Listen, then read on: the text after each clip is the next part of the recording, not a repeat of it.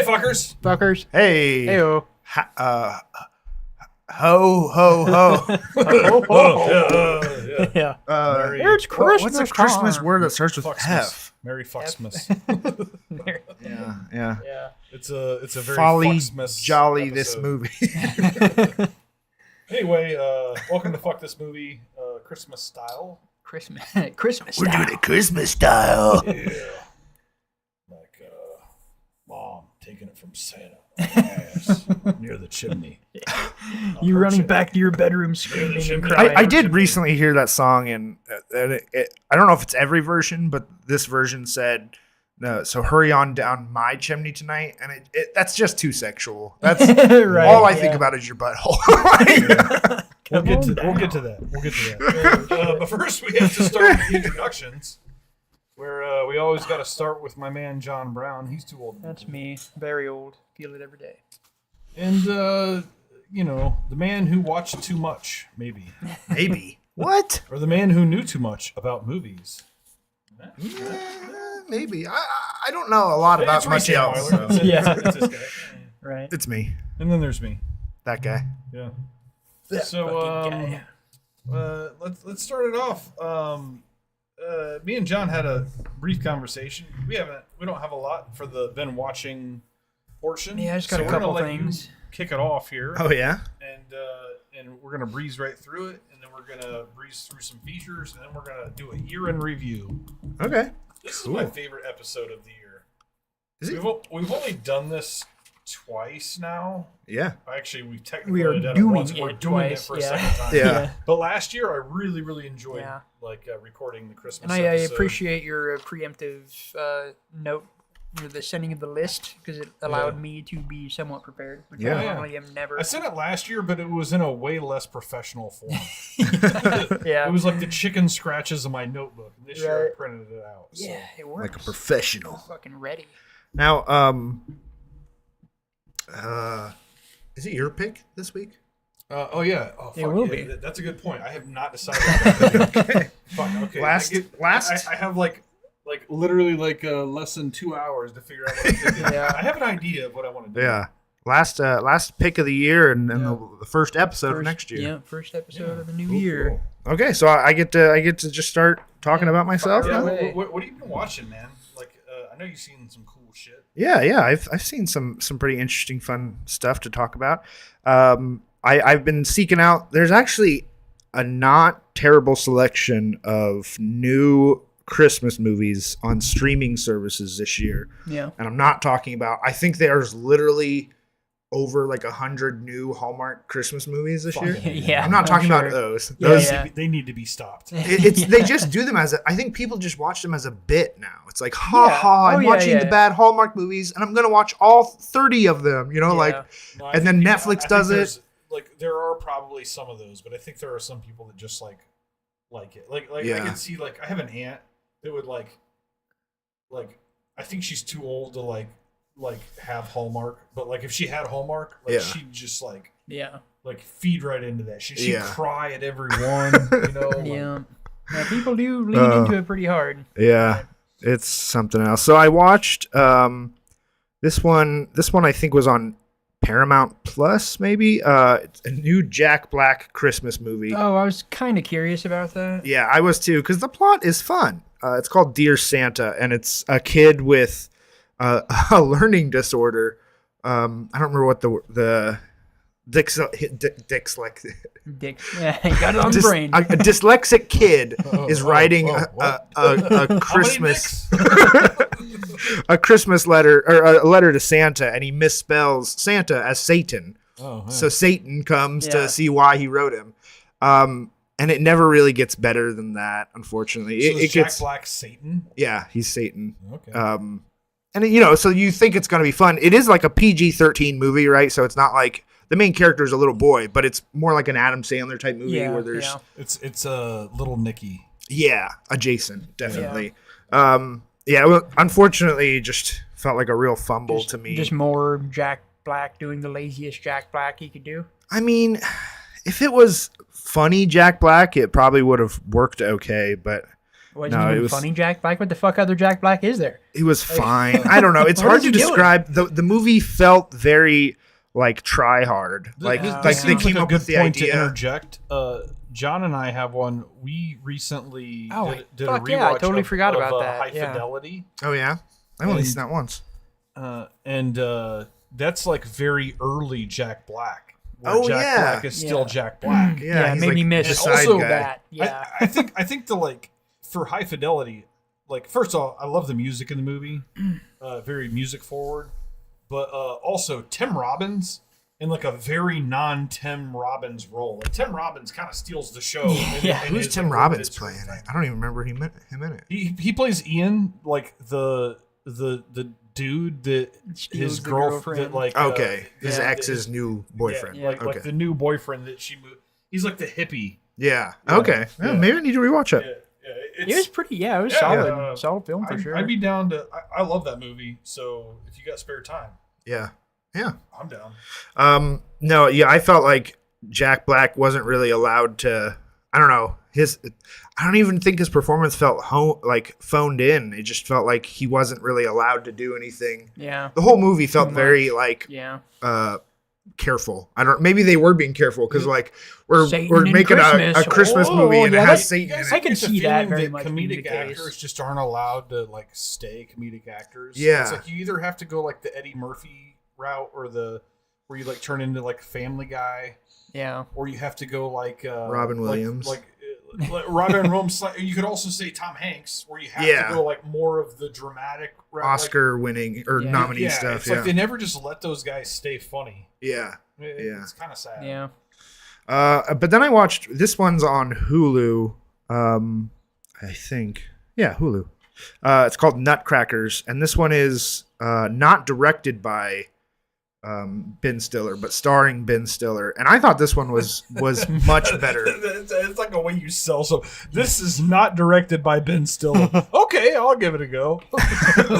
Well, There's Ben Stiller. I knew he was in it, but somebody talked about it like it was his Yeah. another directorial effort from him, but he didn't direct it. He just Okay. starred Was it it. fun? I mean, I liked it. It was very. Did you guys see Captain Fantastic? I have Yes. not. With Is that Viggo Viggo Mortensen? Yeah. Yeah. Great movie. Very similar to that in Okay. some vibes. I have seen that. Yeah. Is that the one with like the dude who like his family lives in the wilderness and Yeah, they're like homeschoolers. They drive around on yes. an old school Yeah. bus. Very Yeah. good film. Yeah. Very good Super film, good. yeah. Kind of has vibes to that in themes. And it's still not an amazing movie, but as far as newer Christmas movies go, it's like Okay. Right pretty on. high tier because Yeah. most of them are not good. But I really enjoyed it. There's 4 child actors in it, and they all do like a really good Nice. job. So I like seeing Ben Stiller like be worth a shit and not just do like super Yeah. wacky fucking Yeah. nonsense. You know, like honestly, it felt like a real classic, like late '90s kind of Christmas Right. movie where he's Ben Stiller's character is like a businessman, CEO, whatever, not CEO, but he's like chasing a promotion, right. and he has to come take care of his sister's 4 kids because his sister just died, right. and he's got to help them find a foster home. Mm. And then, of course, he's gonna no longer want to be Yeah, of a business course, person and be and the fall in love with the dad, kids, and yeah. that's whatever. But like, I've taken Heartwarm. something from Ben Stiller. Yeah. Happening. I was listening to a podcast where Ben Stiller was a guest, and like they brought up on the podcast that like do you still like throw like water in your face? And like he went into this whole like monologue about how like it's this thing he's done ever since he was young, where like 3 times a day or more he will like go into the bathroom and get the water as cold as possible and just splash cold water in his face, like just to like refresh himself. And like I don't know, like I kind of took something from that and I've started doing that, and it's like there's actually something to it. Yeah. Like there's Yeah. actually something to it. Like you've been working all day, you get like a little 5-minute break here or whatever. Right. Like normally you're gonna fuck around on your Little phone. shock, just Before you fuck slap on your yourself phone, around just a little go, Just bit. like splash some cold water in your. It actually is kind of refreshing. you can also you It's don't like a second I- wind. you don't realize it, but you always end up washing like a layer of like dried sweat or something off your face, and your face just feels all of a sudden fresh and clean just from Wisdom water. from Ben Stiller. Yeah, I second this. Splash. Fuck this water splash in your face. Douche your face. Fucker. At least 3 times a day. John, I wouldn't be surprised if you've already seen this one. This one came out last year, called "There's Something in the Barn." Oh yeah, super fucking fun. Very fun Yeah. movie. Super fun. Is this a holiday film? Yeah, it's a Christmas movie. And it's Martin Starr is the main character. Do you recognize that name? If you guys have seen Freaks and Geeks. Oh yeah. Great character actor. He did. There was like a fucking another series that he was in about like the like Silicon Valley. I think it was called Silicon Valley. Oh yes. Yeah, he was. He's like the demonist or Satanist in that. Yeah. Yeah, and that honestly, if you've never seen that series, it's like an older series that ran for like 7 or 8 seasons, and like really fun one to pick up if you just want to see a really fun, like a really funny. All of the leads, like it's a pretty big ensemble, and they're all funny. Yeah. And very good content too. It's very very adult, but not like, it's like gratuitously so. Yeah, if you were a fan of like Big Bang Theory, this is a much more mature version. Yes, this is not laughing at nerds. This is a movie or a show about nerds. Whereas, Big Bang Theory is like, ha ha, he likes comic books. Isn't that funny? Yeah. But yeah, There's Something in the Barn I thought was really fun. It's like elves in the elves in the barn or gnomes. I can't remember if they call them something specific, but I think it might be elves. But yeah, it's very funny, very Gremlins adjacent, but much more like tongue in cheek. Yeah, there was a horror movie that was pretty fun. I think it was, I can't remember the name, but it was about like red caps, like much more Irish goblins that had a similar feel. Yeah, I'm watching Gremlins Christmas Eve, actually, both films. Nice. Or like really? Christmas Can I come to your dinner. house for Christmas Eve? I was just saying, I'll be cooking. Somebody was just saying, did you say you were going to watch the Gremlins movie? I don't know, because if so. If it was your pick, right? If it was my pick for this episode, which we ended up having to delay the episode by a week, which made it John's pick instead of mine. Yeah. But if it would have been my pick, I was going to choose Gremlins and Gremlins 2 The New Batch, which Gremlins 2 The New Batch is not actually a Christmas movie, but I was just going to do it. I'm pretty sure it still happens on Christmas. No, in fact, it happens like on July 4th or something. Yeah, it's like a different holiday movie, but fuck it. I was going to do it anyway. Interesting. No, I mean, I would still have taken that. Gremlins, the original Gremlins is very much a Christmas movie. Yes, the definitely. Mogwai's a gift. It is just honestly, Gremlins 2 The New Batch is just not in the same stratosphere. Gremlins the movie is like a fucking... It might be my favorite Christmas movie of all time. No, it's awesome. It's what people pretend that Die Hard is. Yeah. Die Hard is a Christmas movie. We're not going to get into this because it definitely is a Christmas movie. It's a movie that happens at Christmas, whereas like Gremlins, the plot revolves around a Christmas party. But that's all true. But Gremlins feels like Christmas. The score of Die Hard is literally Christmas music. I feel Christmas in Gremlins. I don't feel Christmas in Die Hard. Wrong. Okay. Chicken and egg. And then I think, let's see, the last new Christmas movie. I've got more movies, but I watched 2 more. So this one was on Amazon, called Christmas Eve in Miller's Point. I don't go into this with any kind of expectations. Don't watch a trailer. It's very simple. There's not really a huge narrative through. It's just kind of like hanging out with a kind of a Midwestern. Though I think it might take place in like New Jersey or something, Long Island. It's the same thing. Yeah, it has a similar kind of slice of life Christmasness, like A Christmas Story does, right. Where it's really just kind of showing you these interactions, and you recognize so many of all the uncles hanging out at by the garage smoking cigars. And all the kids upstairs playing video games, and it was. I think it's a period movie. I think it takes place in like early 2000s, but it never really says. Fucking goddamn, makes you feel old. Period film in the early 2000s. It takes place 20 years ago in 2004. Just fucking put me out the pasture. God damn. I watched it because I saw it has Michael Cera in it, but he's kind of just like a bit role. He plays a cop. But Michael Cera playing a cop. Yeah, it's kind of fun. A very small town, quaint cop. Yeah, look at them chops. Yeah, that's great. I might watch it just for that. Chops is just like that. He could get a second win in his career with those mutton chops. Yeah, I'm serious, Michael Cera now. I honestly recommend it. I just go for the vibes, hang out. I want to see a buddy cop movie with him and Seth Rogen now. That'd be very funny. Yeah, they both have mutton chops. Yeah, I feel like it could be called Muttons and Chop. I feel like somebody could do a sequel to Superbad with all the characters involved in that. They could easily make a funny sequel. Oh yeah.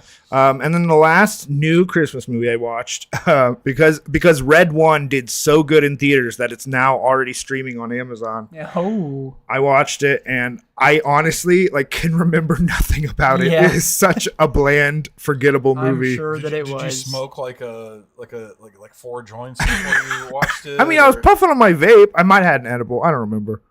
But it was. I don't remember anything.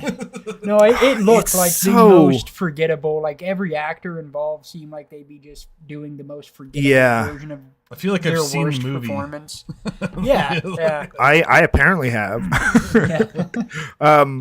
Yeah, just like they were going for funny things and interesting things sometimes, but it felt so surface level, and they were explaining the science of how Santa delivers presents. I don't care. No one cares. One cares. Why do we keep going guys, what if Santa was cool? I don't care. Yeah. It's not what Santa is, and I hardly care about Santa as a character to begin with.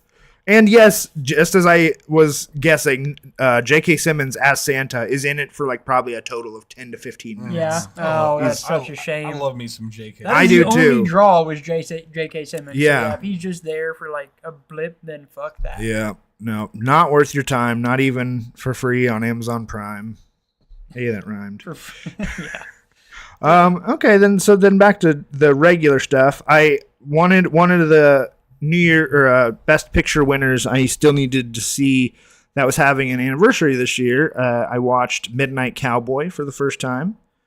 Have either of you seen that one? I have seen it. No. Yeah, it's with John Voight and Dustin Hoffman. Yeah. Okay. I love Dustin Hoffman, man. He's so good. I do too. I was named after him. You've said that before. Yeah, it's my mom's favorite actor. So, yeah. It felt honestly pretty modern in how kind of just rambly and almost goofy at times it was. Right.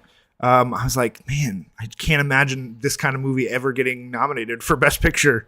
It's so, I don't know. It's so weird and unique. I really enjoyed it. As far as I'm on kind of the uphill climb now for the remaining Best Picture winners. It's only kind of slogs at this point. Yeah.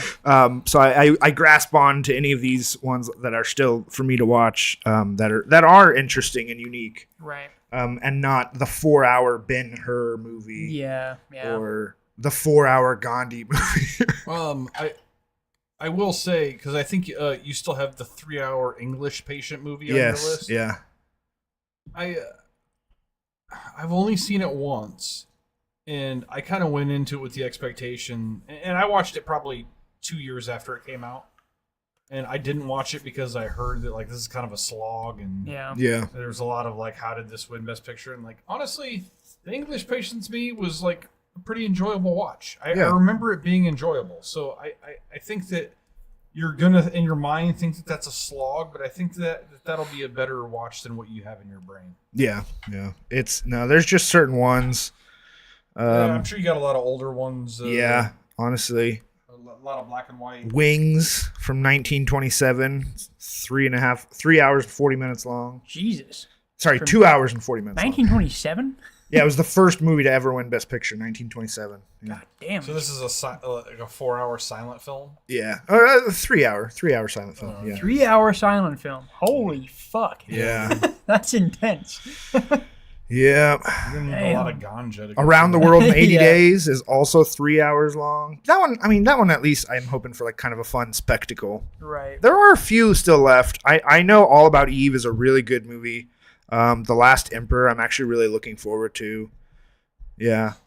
But there's a lot that don't look interesting. Emperor, that's somebody, right? Like that's not an older movie. That's 1987. It was, I think, written and produced by Martin Scorsese, That's what I thought, but not yeah. directed by him. Yeah. Yeah, that one's vaguely familiar to me. Yeah, and I have like the Criterion 4K director's cut of that, so I'm pretty excited. Next, I watched. So I've been with Letterboxd. I've been working towards a goal this year of watching 500 movies, and I've been steadily moving along. And I watched my 500th movie, and this is including rewatches. I rewatched for my 500th movie. I rewatched 500 Days of Summer, which honestly gets a lot of hate. It's the Joseph Gordon-Levitt film. Zoe Deschanel. We watched that at my house. Oh yeah. It gets a lot of hate, but I mean, I feel like you are supposed to think the main character is like a dick, or not a dick, but like he's immature. And she's awful. She tells him her intentions from the get-go. Yeah. She's like, this is what I want. I don't want a relationship. And then he's like, wow, why aren't you be my girlfriend? Like, I told you. I didn't want to be. I still felt for him in that movie.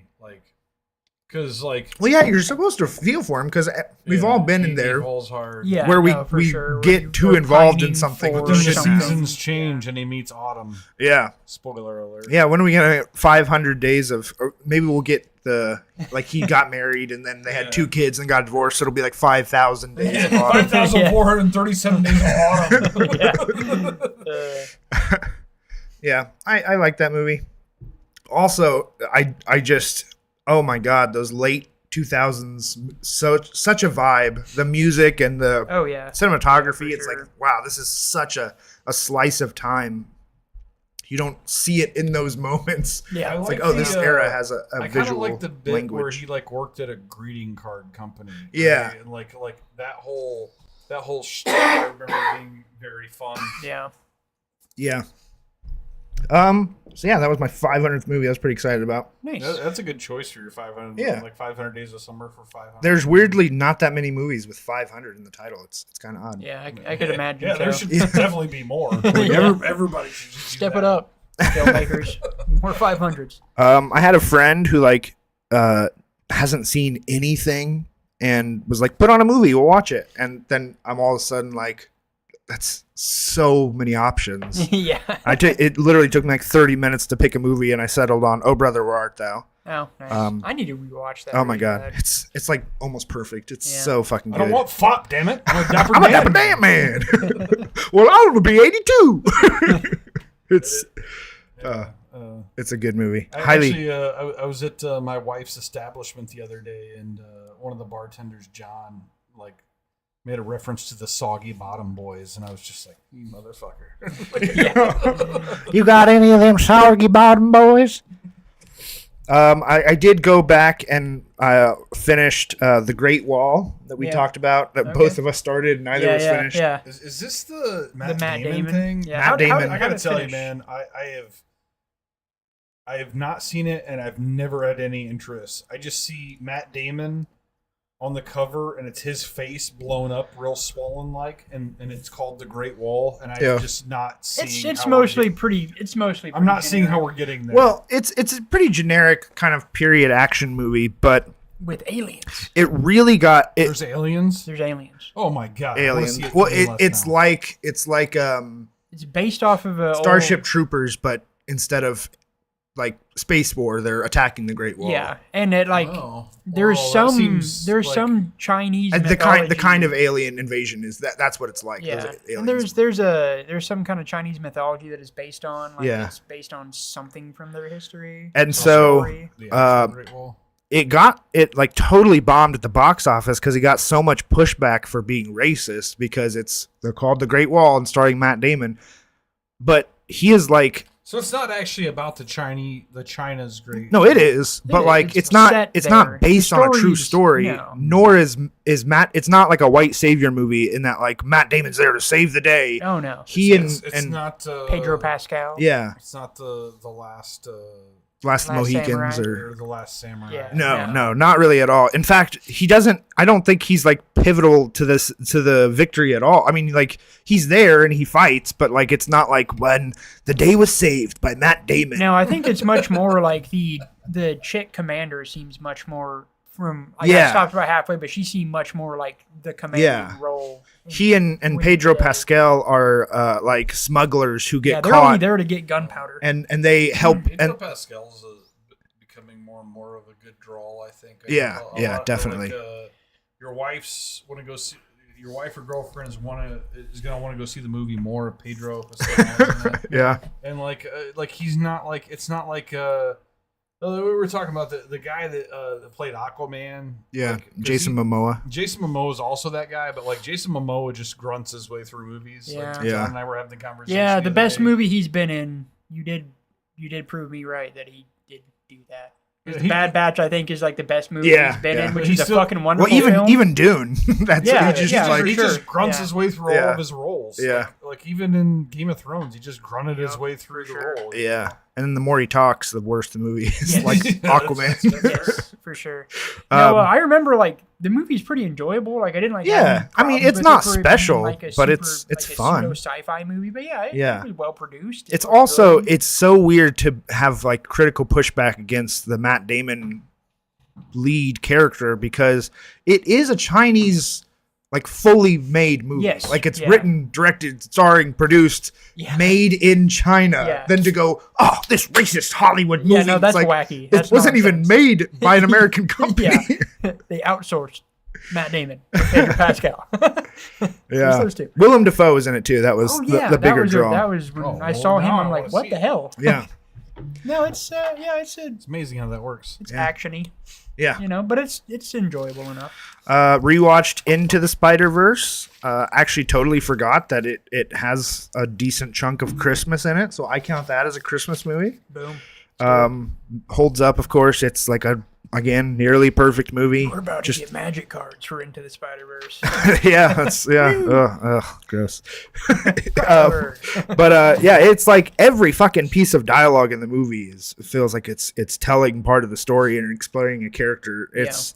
And of course it's been said a trillion times, but the animation is just impeccable. Yeah, for sure. I went to go see the new animated, or I should say anime, Lord of the Rings movie. Yeah. Lord of the Rings, The War of the Rohirrim. Is that in theaters?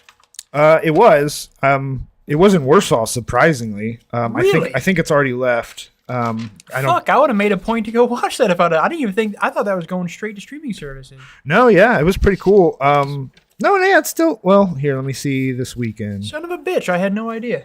That's cool. Yeah, it'll still be there this weekend. You should go. Motherfucker. I don't think it's incredible. I didn't. But it's it's an anime movie in theaters. You don't get that very often. Yeah. And there's a lot to enjoy about it. But yeah, I'd be interested to see what you think. Yeah. Cool. And then trying to do that. I watched the Umbrellas of Cherbourg. I don't know how to say that name. I think it's a French town, so I don't think it's pronounced Cherbourg. Would it be? Who knows? Cherbourg. Yeah. Pronounced fancier than it looks. A beautiful, beautiful film. I didn't get a lot from it, but as far as visually and constructed, I thought it was a gorgeous movie.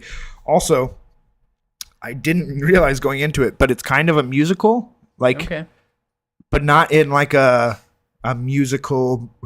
Like all of the dialogue is sung, sure, but not. It's literally just like as if they took the script and then sung all the words. Yeah. Which is it's musical, and I guess once there's a couple kinds of musicals. Yeah, that's one of them. It's more opera, I guess. Because there's not like verse, chorus. No, it's just operatic. I couldn't even tell if they were rhyming because it was in French. Oh, they probably weren't. Yeah, it was interesting. Really beautiful film. So that pretty much catches me up. All right. Well, I guess I'll take it from here. I did. First thing I want to talk about, there's only a handful here.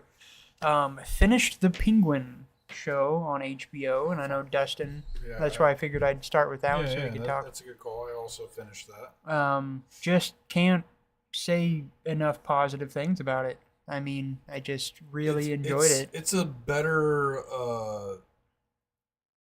production than the Batman. Oh, absolutely. And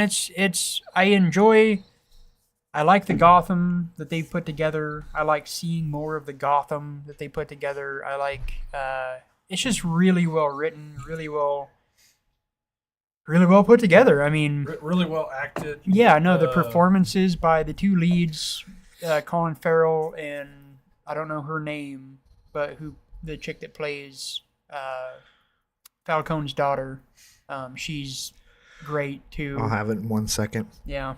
The super cutie. Yeah, I mean, yeah. The eyes the size of dinner plates. Right. Kristen Milotti. Yeah. I don't know. Milotti. No, it's really. She's the mother from How I Met Your Mother, which means that she was in exactly one episode of How I Met Your Mother, and it was the last one. Yeah. Because he met her. Yeah. No, it was super enjoyable. Colin Farrell's performance, God, he killed it. She was also in a Groundhog Day style movie. Palm Springs. That movie was fucking that's a great fantastic. movie. Yeah. Like That sounds familiar. She's the lead with Andy Samberg. It's really funny too. It is a really fucking cool, fun ass movie. Yeah. I'll have to make note of that because I'd like to see her more because she did a really fucking killer job in this show. But yeah, no, it was fucking awesome, man. Like this is the kind of stuff I want out of comic book stuff. I want to see more of the ground level. I don't want to see space fights. I don't want to see bullshit. I don't want to see superpowers. I want to see real storytelling. This is really good storytelling. They presented the character in a way they haven't presented the character before. It's really well written because you kind of like, for a good amount of it, you can kind of like jive with his underdog story. He's just this fucking kid from the slums and he's just trying to make his way. And then by the end of it, you're like, God damn, you are fucked up and evil. And it's the first time I've ever seen the Penguin I've ever regarded the Penguin as a character. Yeah.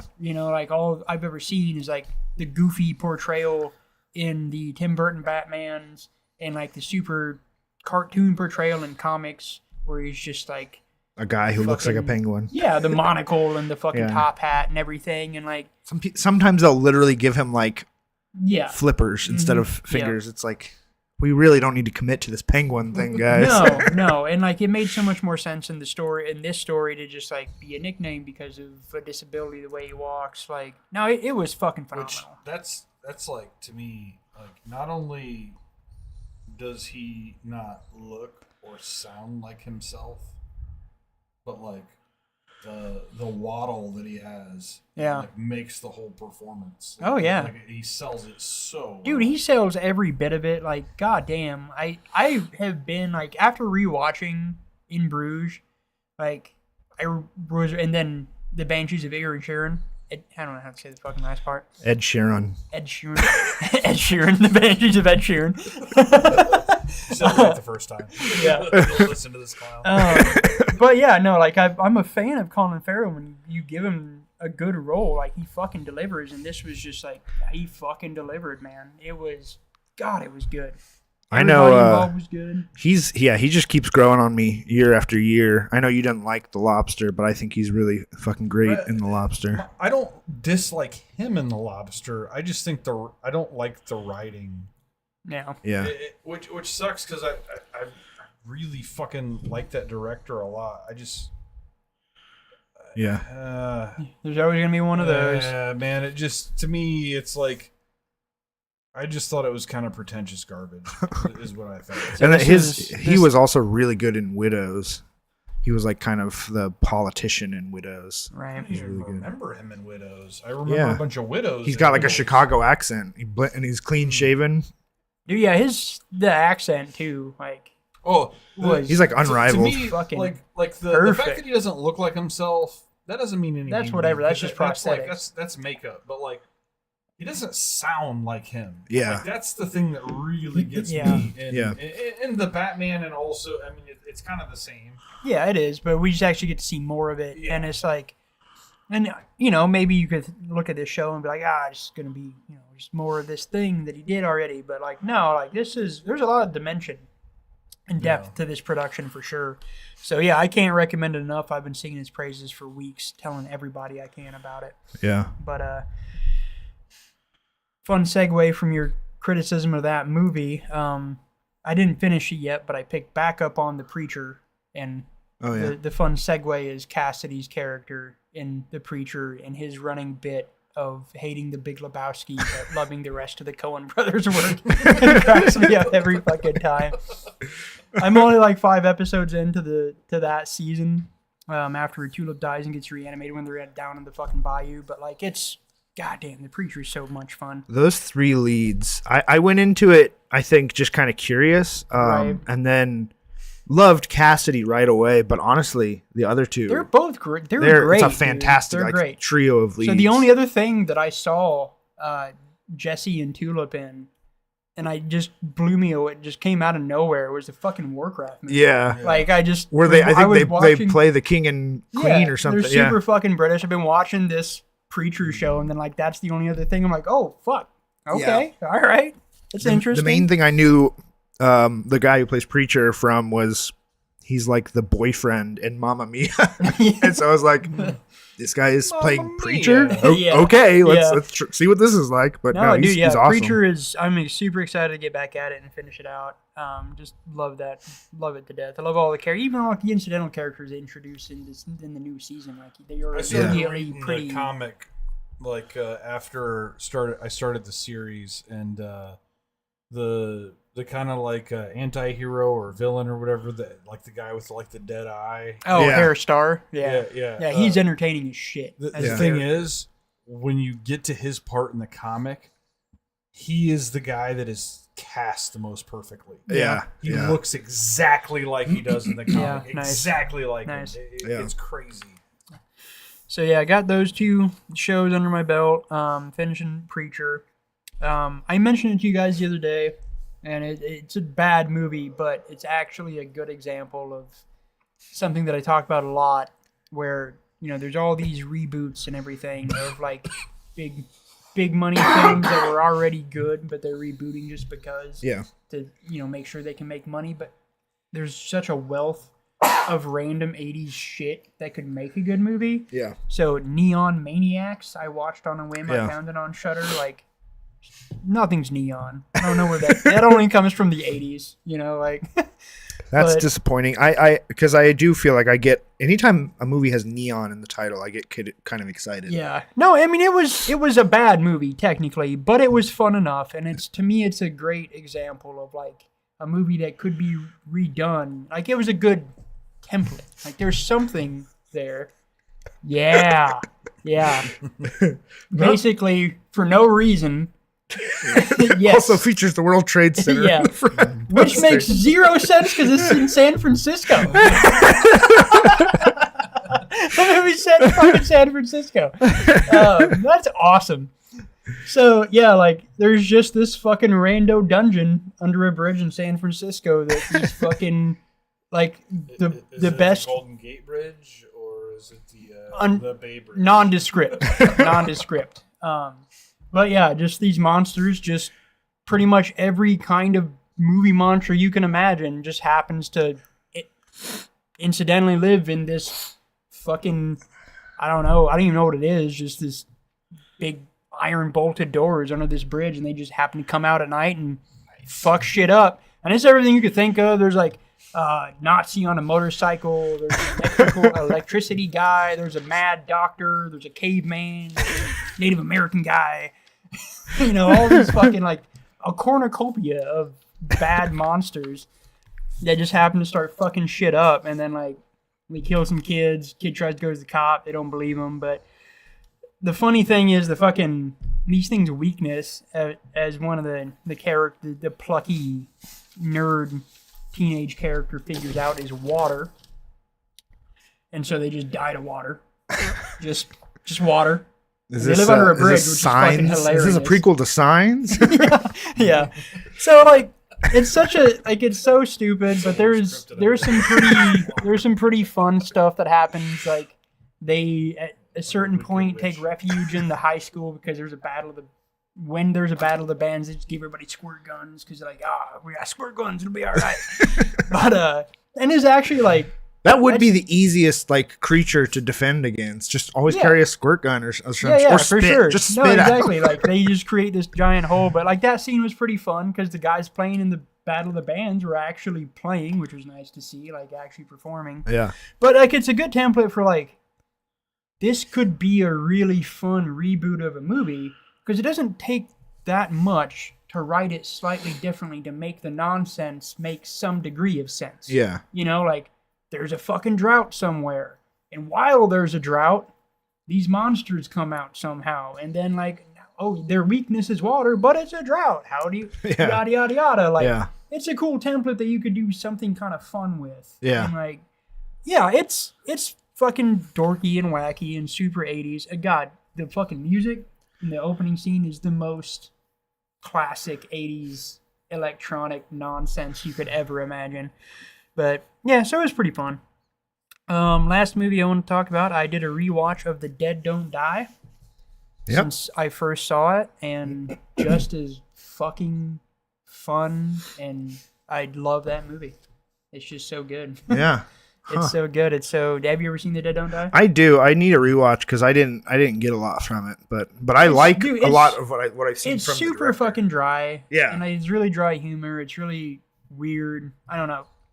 I guess for me, I could definitely see that people might not take much from it, but I'm also a huge Sturgill Simpson fan. Yeah, and this was the movie that I realized that I liked Sturgill Simpson, that he was really about some shit, because this movie is really very much about shit. Yeah. And I'm also a sucker for anything that Tom Waits happens to cameo in. Yeah, so. yeah. But no, it was very satisfying. I think on the rewatch you'd probably get more satisfaction from it. I from that same director. In fact, it had to have been the year before or the year after. Also starring Adam Driver. There's like a really just down to earth drama. Not even a drama, really. It's because it's just really like this guy's life, called Patterson. Yeah. Where Adam Driver plays a bus driver. I want to say like in Michigan or something. Okay. But it is like one of the most beautiful movies. Oh no, I'd love to watch that because I really like. I did not see. I had Adam Driver did the Star Wars thing, and I didn't know anything about Adam Driver until the Star Wars thing. Yeah. And I'm like, I was so fucking tuned out of Star Wars by that point. I didn't give a fuck. Yeah. And then I saw that drama. About the divorce, about the people going through divorce. Marriage Story, yeah. Yeah, Marriage Story. I'm like, oh, man, this is fucking great. Yeah. And I think The Dead Don't Die was the next thing I saw him in. And I've seen him in a couple of things that were, like, really easily write-off movies. Like, there's that 65 Million BC or whatever. Where he's like, it's not a great movie, but I watched it on a whim. And because he's in it. I watched it on a whim. I was like, maybe, like, this will be a good performance. And, it's worth just...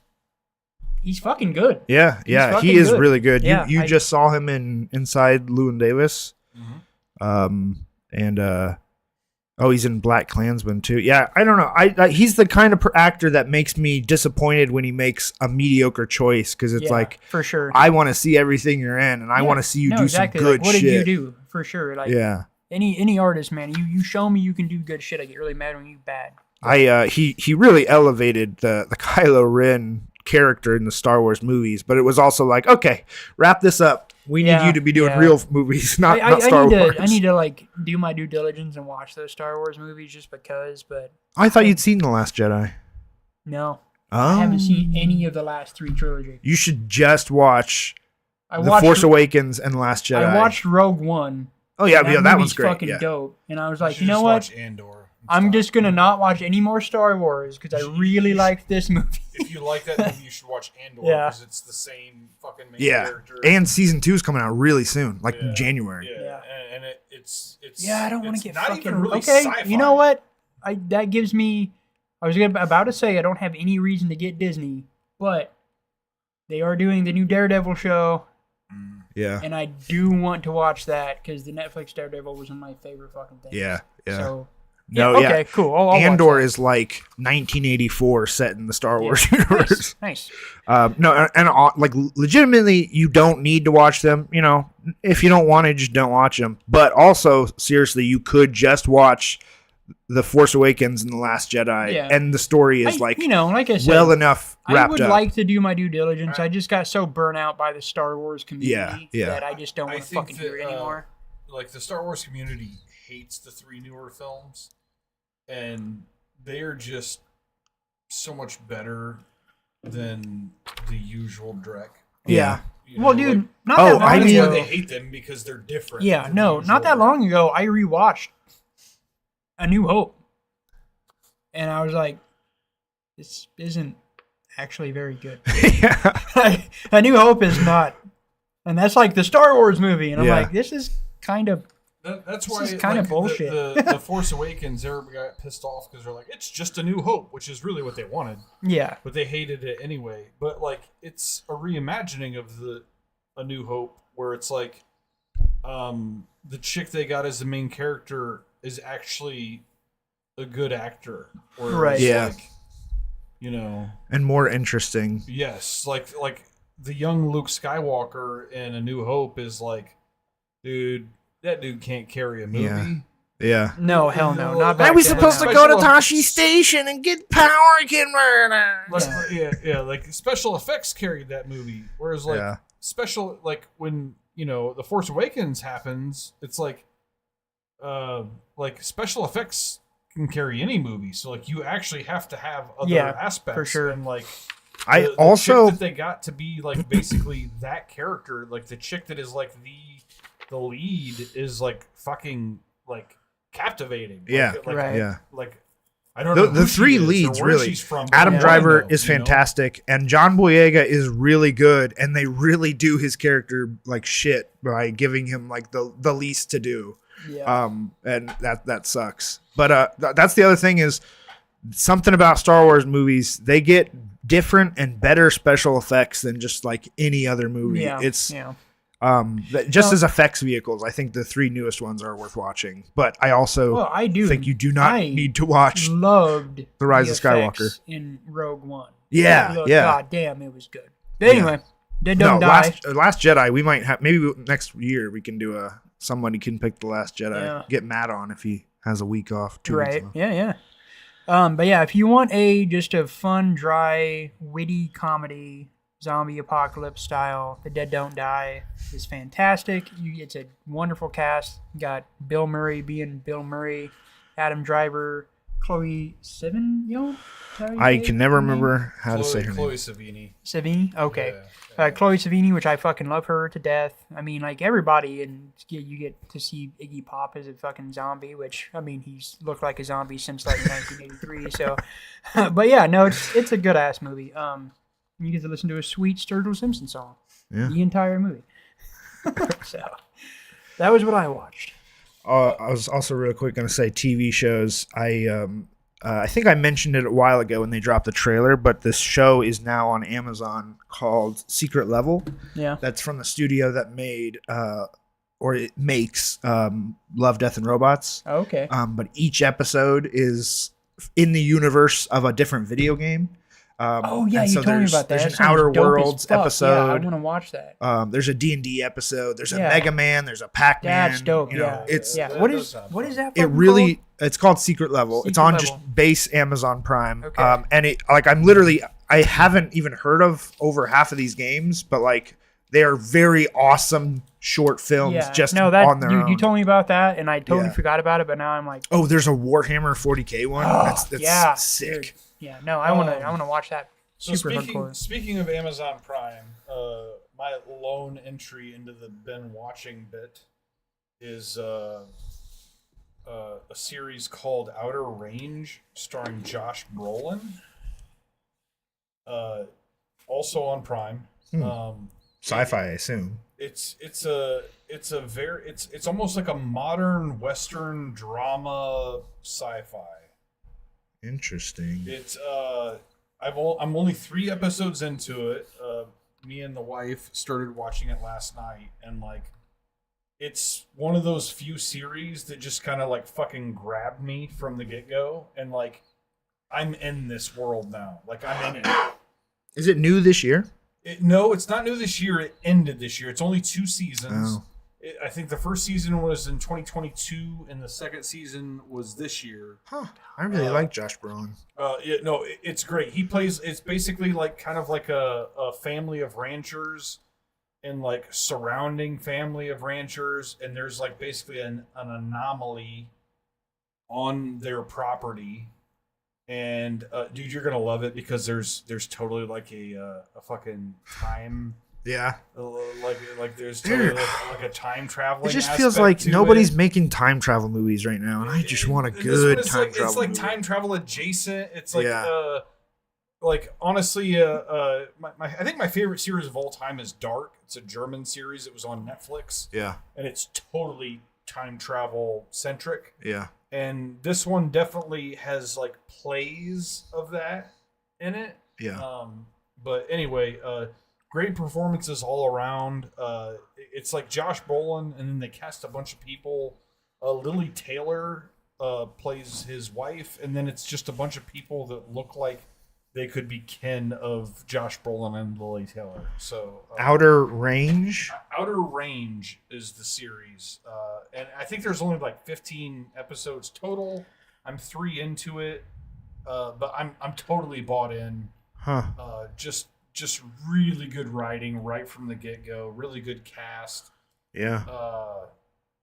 There's like a kind of like a hippie chick. I can't remember her name. It's like last name Poots. Oh, Imogene Poots. Are you talking about Imogene? Yeah, I must be talking about Imogene. But yeah, I know I've seen her in a couple other things. Imogene Poots. Yeah, she was in Green Room. Yeah. Oh, Lewis Pullman. He's Bill Pullman's son. Yep. So it's just a really well cast, really well acted, really well written. Couldn't recommend it highly enough. Like I said, I'm only 3 episodes into it, but dig it. Oh, I also, because I've been on such an Alex Garland kick this year. Dude's amazing. I restarted because I never finished it, and I definitely didn't want to jump back in wherever I stopped last time. But I restarted Devs, and I literally in one sitting watched the first 4 episodes. There's only 8 episodes yesterday, and I was like, I don't know how I fell off of this to begin with because I'm so instantly hooked. Dude, it's got a good payoff too. Yeah. Like I really love Devs. I did the same thing. I started like the first few episodes and fell off of it. Yeah. And I fell off of it for so long that when we came back to it, we were like, let's just start over. Yeah, exactly. Like it'd been so long that like I just started over, and when we started over, we watched all 8 episodes. Yeah. And like it doesn't get bad. Like it like the entire series is just really fucking good. Yeah. It's really good writing. Fantastic it all makes acting. Sense. Like there's really no villains in it. It's crazy. It's exactly what a great sci-fi story should be. Yeah, and gorgeous visuals, which really always helps. Okay, I think is that everything then that we've been watching? Yeah, we're going to the feature now. Going on down to the feature, and we can just say up front, both of these are streaming on Shudder. If you want to give them a watch before we spoil them.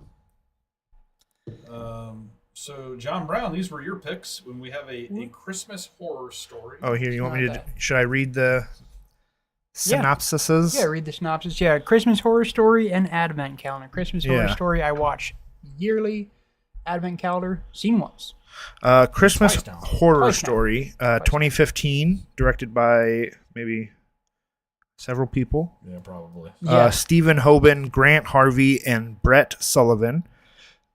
Christmas is supposed to be a time of joy, peace, and goodwill, but for some folks in the small town of Bailey Downs, it turns into something much less festive. With the tagline, "You better watch out." And that could be in front of literally any movie about Santa. So yes. Honestly, it could, or any horror movie. Yeah, any like slasher movie. And then the Advent Calendar, 2021, directed by Patrick Ridgerment. Ridgerment, he's French. Eva, the Advent Calendar. Eva, an ex-dancer, is now living in a wheelchair, unable to walk, when her friend Sophie gives her an old wooden antique advent calendar before Christmas. She realizes each window contains a surprise that triggers repercussions in real life. Some of them good, but most of them bad. Now, Eva... For her, I think most of them were good, actually. Yeah, no, I think they were pretty okay, other than like the ass end of it. The end of it got bad. Yeah. She had to start making choices. Now, Eva will have to choose between getting rid of the calendar or walking again, even if it causes death around her. And the tagline is, will you live until Christmas this year? That's... that's fucking terrible. I would bet that's like a bad translation or something. I don't know. In French, it's like super gorgeous and poetic. I feel like nobody that's ever made a tagline has ever watched a movie before. Ever. Yeah, they just fucking don't watch movies. No. They just look at the poster and be like, oh. I could do that. Jesus. Yeah, so you want to say your reasons? So defend for Christmas thyself. Horror Story, like I said, I watch it every year. I was kind of didn't know how you guys would take it. I feel like you guys enjoyed it. Yeah. It's one of those movies that I have to like re-up a lot. Christmas Horror Story. Christmas Horror Story.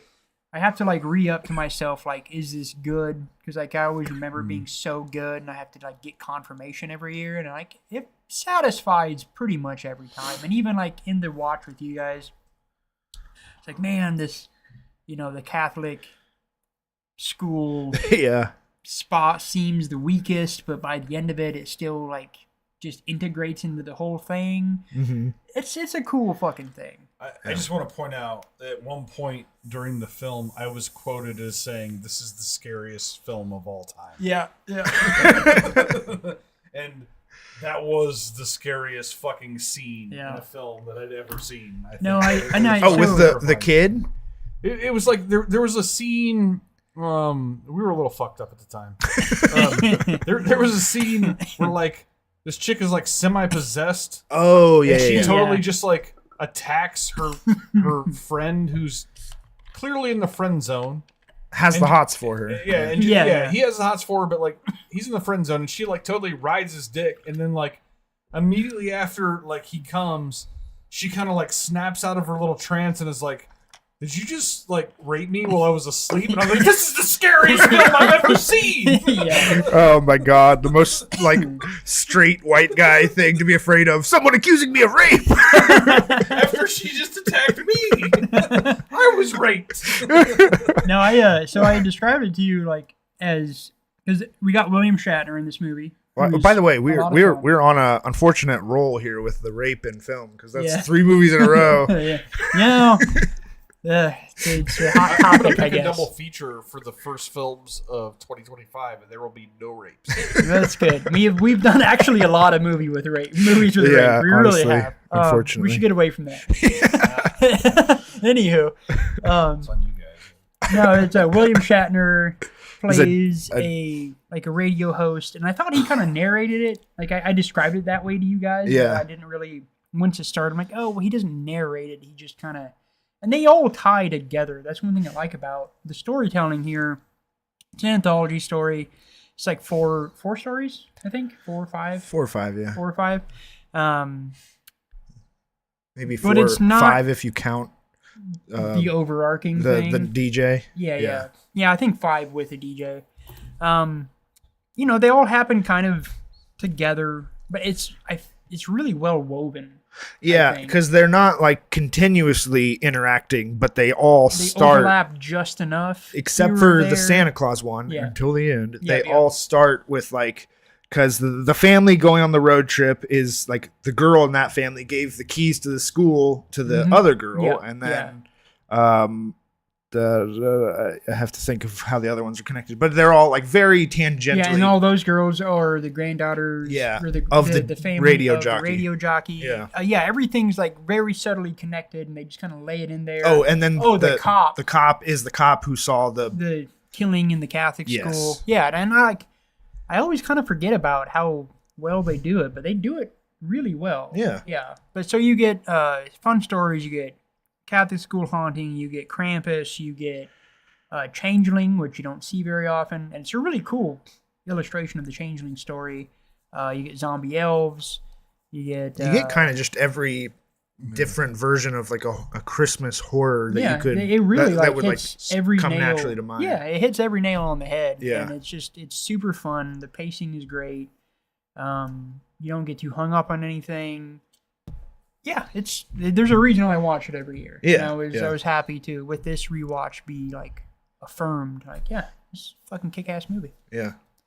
It's my opinion, at least. What do you guys think? I thought each story had their strengths and weaknesses. I was definitely weak parts for sure. I think I was least interested in the school one. I do think it's the weakest one. It didn't have a lot of logic to it, I felt like, and the kids were all like really annoying. No, the fucking teenager kids are super annoying. Yeah, that's why it was the weakest because they're just fucking insufferable.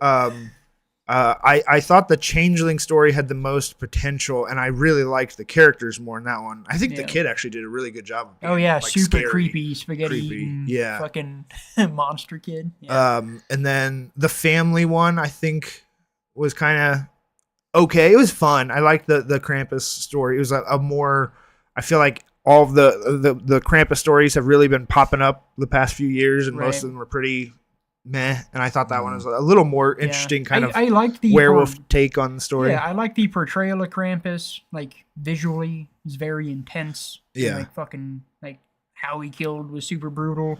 And then to dial it in with a werewolf kind of story to it, I thought was interesting too. And then the Santa story I thought was like, okay, this is fun. It's just kind of happening. Some of the visual effects of the environment there were like horrendous. Yeah. But then there's an amount of them biting off. It was also the gore. Yeah. Part of it, like you saw a lot of elf brains. Yeah. Well, there's and then there's also some some logic stuff going on there. Like, what is going on here? And then the ending to that story, honestly, really kind of turned me around on that one. Yeah. So as a result, it pays it off. That the way that story paid off, I think really sold me. It kind of intertwines all the pieces. Yeah. And it even technically explains away the bad VFX and illogical character choices and stuff, because he is an insane person killing people that are doing like anything. And so I think that really sold it. If I again, like usual with anthology movies, if any of these stories had been made, like forced into an 80, 90 minute story, probably would have, you can't watch a guy who thinks he's Santa Claus murder people for 90 minutes. So I don't know, man. If you can pair it with if you compare it with the DJ angle, like those two things together, could be really good. And honestly, we watch all kinds of movies that are just people murdering people for 90 minutes. I mean, look at Terrifier. I'm pretty sure that motherfucker wore a Christmas suit last movie. So it's hard to keep that logic of this person doesn't know what he's doing is wrong, or that insane thinks he's Santa Claus. I don't think you can. And it's much harder to keep. But that just to say that I don't know another way you could tell that story in such a way and have it actually be a satisfying payoff without. I think, and also putting that paying off in the template of this movie is kind of impressive. It's kind of cool that they were able to do that, because a lot. I mean, there's definitely things that you can criticize about the movie, VFX in this story particularly. Other things, the actors, casting, some of the writing, whatever. But I think this movie delivers really well on what it's supposed to be, what it tells you it is, right? Definitely. It hits. If you're gonna look at this movie and be like, I might watch that, you're gonna be satisfied because you're I wanted to watch that. It's gonna pay off. Yeah. So. No, I agree with most of what you said, Reese. I did think the one thing I liked is when you think about anthology, especially anthology horror, you usually think about 3 or 4 separate horror stories told in sequence, whereas this is kind of they're all being told at the same time. Yeah. Which did make it kind of unique. Because for me, when I think horror And I think that type of movie, my mind immediately goes to Creepshow 2. Yeah. Which, spoiler alert, I've already decided is going to be my Halloween pick next year. So back the fuck off. Yeah, back the fuck off. Yeah. This is happening. Because to me, when I think of anthology horror, I think Creepshow 2 is just the standard. Like I think that's like one of the greatest horror films of all time. When we watch that, we have to sneak in the Shudder Creepshow. Yeah. Well, I'm just saying, like, when we watch that, it's 30 minutes. Oh. Watch a new episode of Creepshow. Oh yeah, that's fucking. That's Sam Raimi on the fucking painting show with Bob Ross, and he ends up fighting the Evil Dead. Dude, Bob Ross fighting. It was fucking awesome. I would love to watch that Creepshow series because, like, the original Creepshow movie is like. It's very like hokey, like I mean the new shit's hokey. It's still worth a watch, but it's like very cheesy. Whereas like the Creepshow 2 was late enough that like they kind of, it's like they did the opposite of what like a Nightmare on Elm Street did, right? Whereas like Nightmare on Elm Street, like every episode it just got cheesier and cheesier. Whereas like to me, Creepshow 2 is a Nightmare on Elm Street, whereas like Creepshow is like a Nightmare on Elm Street Part 2, or Part 3, or whatever. You know, like Anyway, looking forward to that. I looked forward. I really appreciated the fact that they did the anthology a different way than what they normally do the anthology. It was interesting because a lot of anthology movies end up kind of just feeling like the pilot to a TV show. You know, like a Creepshow type TV show. That rhymed. But this one is like unique in that it's an anthology movie that can only really be told as a movie because the stories are all bouncing around back and forth. Yeah, I thought that was really well done. And I really did. I really enjoyed the Santa as the badass against the zombie elves, just because I thought it was the most surreal. Yeah. And once you get to the payoff at the end, that's the one that to me is the most memorable. Yeah. When you think about like what was actually going on. Yeah. Not to spoil the twist at the end and everything, but honestly, I was kind of surprised on this. Like, it was really well handled. Like, because you see the character earlier, and it's shot exactly in the way that you don't make the connection. You don't even think about it. You don't even care to think about it. You know. Yeah, no, the payoff is fucking. It's super. It's super rewarding. It's a super fun. And that's the thing. And I can tell you, like, first time watching, like, I've watched this movie a million times, and like, you know, when you know what the twist to a movie, you don't want to watch the movie anymore. Like, no, I don't give a fuck. Like, it's I love seeing it. Like, I love drawing the parallels. Like we had this conversation recently about The Sixth Sense because you rewatched The Sixth Sense. I did. And, I forgot to talk about that on one of the episodes. And it's like the first time you watch The Sixth Sense, there's that payoff at the end where it's just like, oh, fuck, I didn't see that coming. Yeah, mind blown. But then nobody ever talks about the second time you watch The Sixth Sense, and that's the real genius of the movie. Yeah. Yeah. It's his best movie for that reason. Not that it's like better or as good the second time, but the fact that it works even knowing the twist. Exactly. In the it's film, not a shit show. Yeah, he doesn't break any rules to get to the end. Yeah. You know, the spoil, and it's fun to watch, and then you get to, and honestly too, like, one thing on the second watch of that movie is that I got more time to enjoy like the filmmaking, like not being captivated in the moment. Like I could like more step back. Which movie are you talking about? Sixth Sense. Sixth Sense. Okay. Yeah, like the kids, the child performance in that movie is fucking nuts. Honestly. Haley Joel Osment. That is like.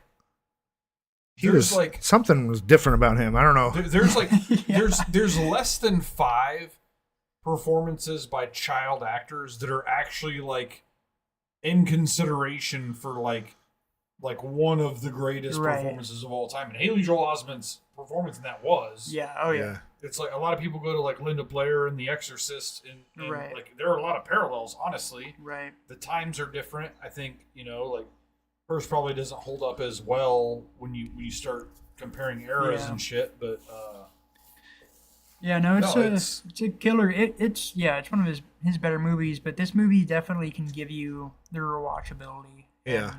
I think it was also it was a real. You don't see it coming because even though all the stories technically, again, except for the Santa Claus one, start intertwined. They do start ending like the changeling actually not connected in any way to the other stories. So they are like time wise intertwined because he starts. Actually, that's I guess technically you look at all the writing.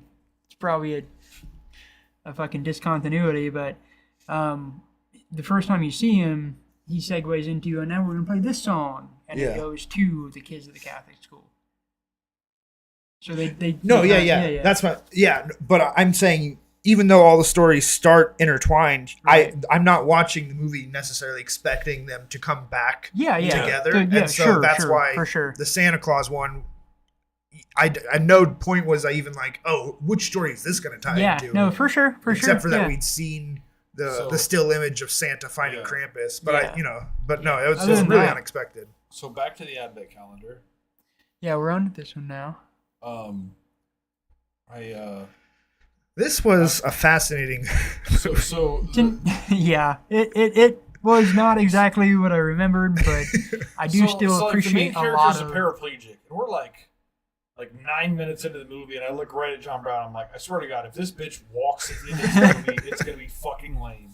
And he's just like, well, I'm just like, stop fucking talking. God damn it. It is obvious enough, and it's like it's not the payoff. It's not the destination that I appreciated about this movie when I first watched it. It was the journey along the way. It is obvious as shit. Of course, it's obvious as shit. It's gotta be, but I do like the idea behind it, and a lot of the presentation.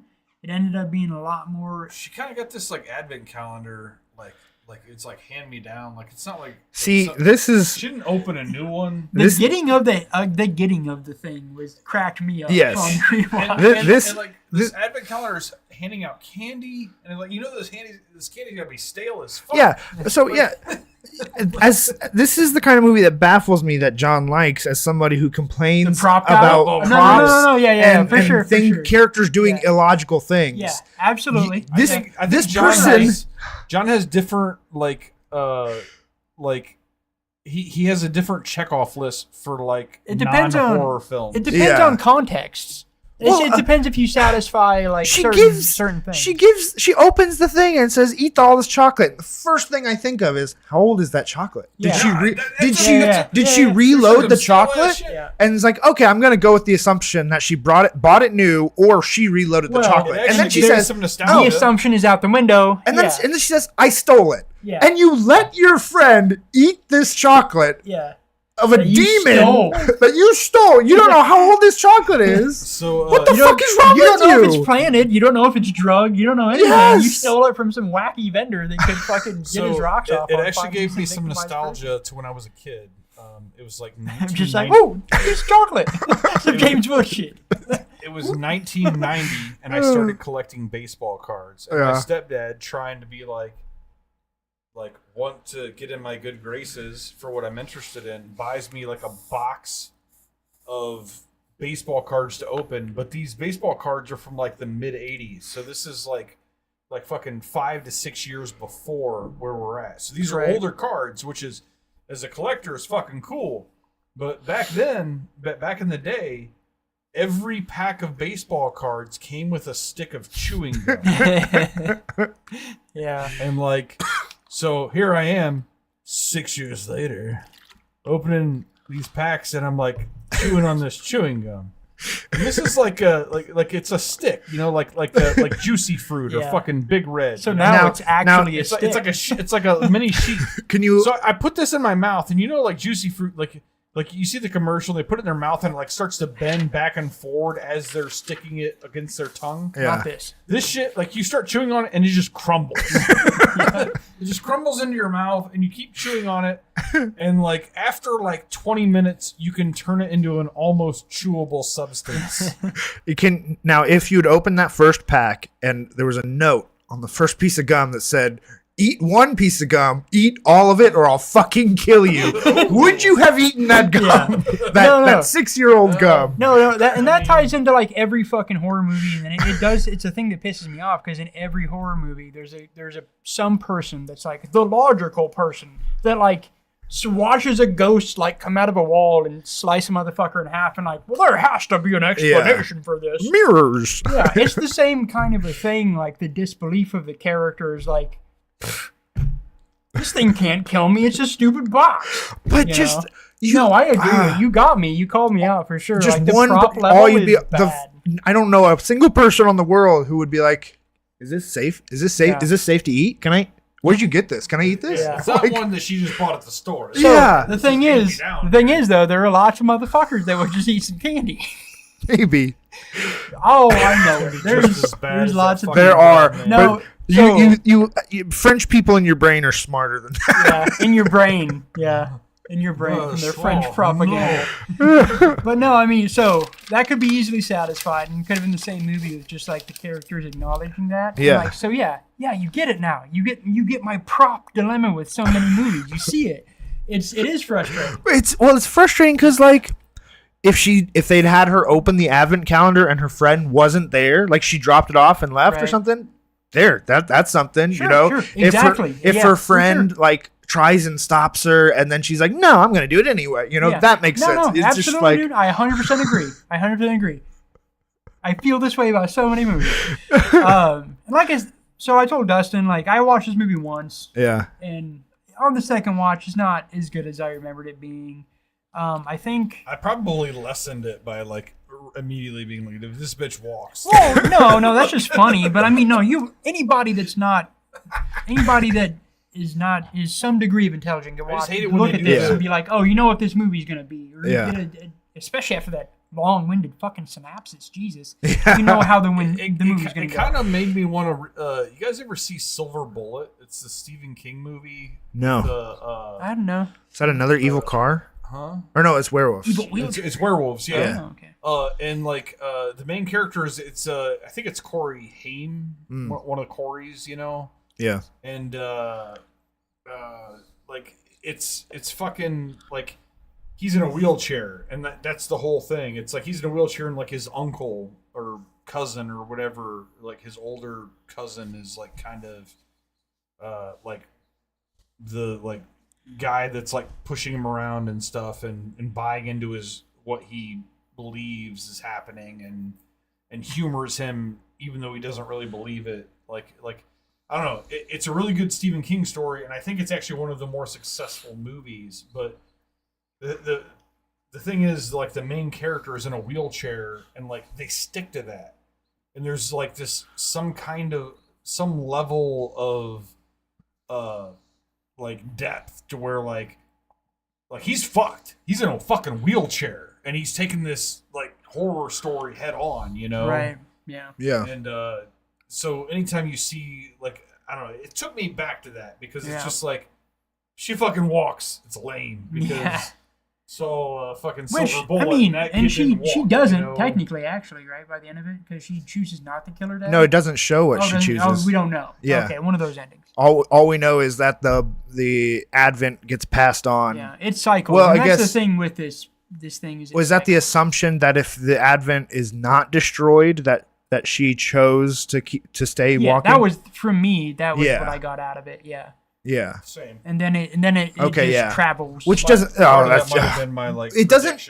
And you know why that doesn't make sense is because she gets so flippant at the end of the movie that she starts doing things not caring if she gets in trouble legally because she knows it's going to reset. So if you stay in that world walking, then you're just going to go to prison. Like, why would you? Yeah. Why would you? I mean, really, like, so I think the thing for me with this movie that I enjoyed the most and I kind of enamored me to begin with was just the design of the calendar and the concept of that. It's the same kind of thing with like Hellraiser, right? Like, oh yeah, a lot of Hellraiser is fucking kind of stupid and like poorly written, but like the idea of the box and of like that world, like, and I think for me with this movie, that's the cell is the creature behind the box. Yeah, 'cause, I mean, like this, any rational person, the first fucking night you have it, this fucking thing pops up, some creepy ass fucking priest dude to stare at you and like speaking repeats inaudible German, inaudible auto-tune, demon-sounding German to eat your candy, you'd be like, no, motherfucker, I'm not eating your candy. Well, then you're fucked, because then at that point you probably believe it, and you're like, oh my God, I ate one of them. Yeah. But no, I think the idea of the box and how it works, I think, intrigued me the most about this movie. Like, the rest, I feel like I could just leave a lot of this by the wayside, but if you could give me the story of this box in a different way, I think I'd be like. There's a version I could see being really interesting. I also thought it was bonkers that they just like and skip 10 days. Like no. Yeah, what? Yeah. Well, that was we talked about that and what we should have what would made more sense if they were skipping more days, because the movie was fucking longer than it needed. Like, but what would make sense to me is if we like were all pretty teetered out at the end of this one. Yeah.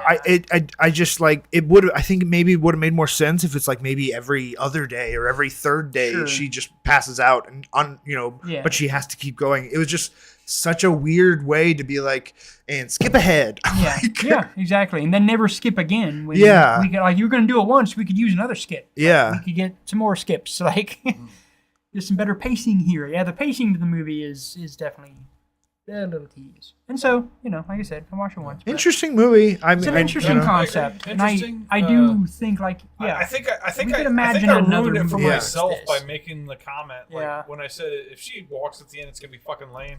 Like, when I said that, I guess I wasn't thinking like she's actually going to walk at the end of it. Right. And we were like, well, I was like, fuck, this just kind of ruined the whole movie for me.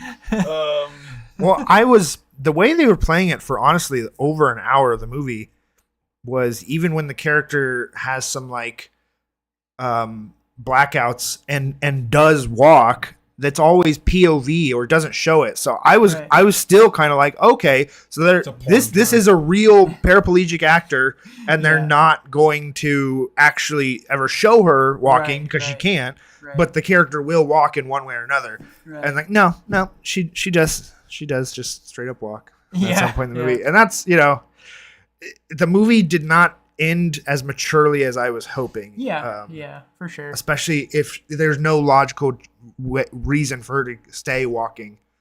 She's literally just going to go to prison and maybe get the death sentence. Does France have the death sentence? No, they can't, right? We're just going to get the fuck out of Dodge, I guess. Yeah. Walk the fuck out of town. Going to skip town. But yeah, so it's an interesting idea. It is. But... And I would like to see somebody try again. Because, hell, it's like the easiest little Hellraiser Christmas you could think of every year. You could do it a fucking different version every way. Yeah. Like, this is a cool thing for John filmmakers Brown way. to... The concept is better than the film. Yeah, for sure. John Brown's a concept kind of guy. Yeah, no, I'll appreciate something for the concept, but I'm happy to... I also said to Dustin... Poke at all the holes, for sure. Besides it being an advent calendar and being set in December... I don't even think they say the word Christmas. You know what? I don't think they do. It is not a Christmas movie. If you take it out of December, you wouldn't. If you don't know the Advent calendars are connected to Christmas, you would not know it's a Christmas movie. It is to Christmas as A Scanner Darkly is to Halloween. No, that was more appropriate. I'm not saying this isn't a Christmas movie because it obviously is. No, it's just they did not do a good job. It's a hilarious, observation. Yeah. The most Christmassy scene is when she goes to her stepmom's house and kills her, or what? She leaves a present there that kills her or something like that. That's the most Christmas it gets the entire movie. Yeah, no, I almost picked a different movie, and in hindsight, I should have. No, I don't regret watching it. I never would have found something. I'm fine with it. It's a cool concept, and the monster's cool. Like, I really dig that. I feel like there are no bad picks, just bad people. Yeah. You're a bad person, John. So that was the Christmas movies. Oh yeah. All right. So I think we're on to some recaps. Yeah. So we're gonna do a year in review here, and I actually want to start with this is something that you had sent out, Reese, and it's a good point. You talking about your favorite movie of 2024. Yeah. And a favorite movie that's been released this year. Yeah. And I think it's talking about it on the, what is this, the 18th of... 18th of December. 18th of December, 2024. It's a little early to talk about this because, honestly, usually in any given year, the best films that come out, we haven't had a chance to watch yet. It's true, and notably, Nosferatu comes out next week, Yeah, and I plan on going to see I'm Not There and Nosferatu on Christmas Day. I'm going to watch both of them in theaters on December 25th. That is my plan for Christmas Day. I would not be surprised if Nosferatu makes it into like my top 5 of the year. 100%. Yes. But that being said, this is our last episode of the year, and also I think it's there. You know, there's always going to be like a dozen movies that you just can't see before the end of the year. I love that you brought this up because I think it's soon, but I think that's fine. Yeah, because we can revisit later. Yeah. So once you said that, I started looking at what movies did I watch that actually were filmed in 2024 that to this point in the year, knowing that like the best movies I probably haven't seen yet. Hopefully. So I kind of made my own little mini list here, and I'm curious to see what you have. Yeah. The best of 2024 for me is about the most obvious thing in the world. Is it Alien Romulus? I mean, yeah. I mean, it's on my list. It's on my list, and this is. It goes to show you guys have watched more movies this year than I have. Well, here's the thing, John. Like, he and I are more familiar, I think, with the movie going cycle. Yeah. And the fact is, like, movies like Poor Things are strategically placed to where you don't see them until next year. Yeah. And so, like, the best movies always come out next week, the week after that, and like the best movies of 2024 are going to come out in 2025. I don't think I saw Poor Things until the first week of January. Yeah.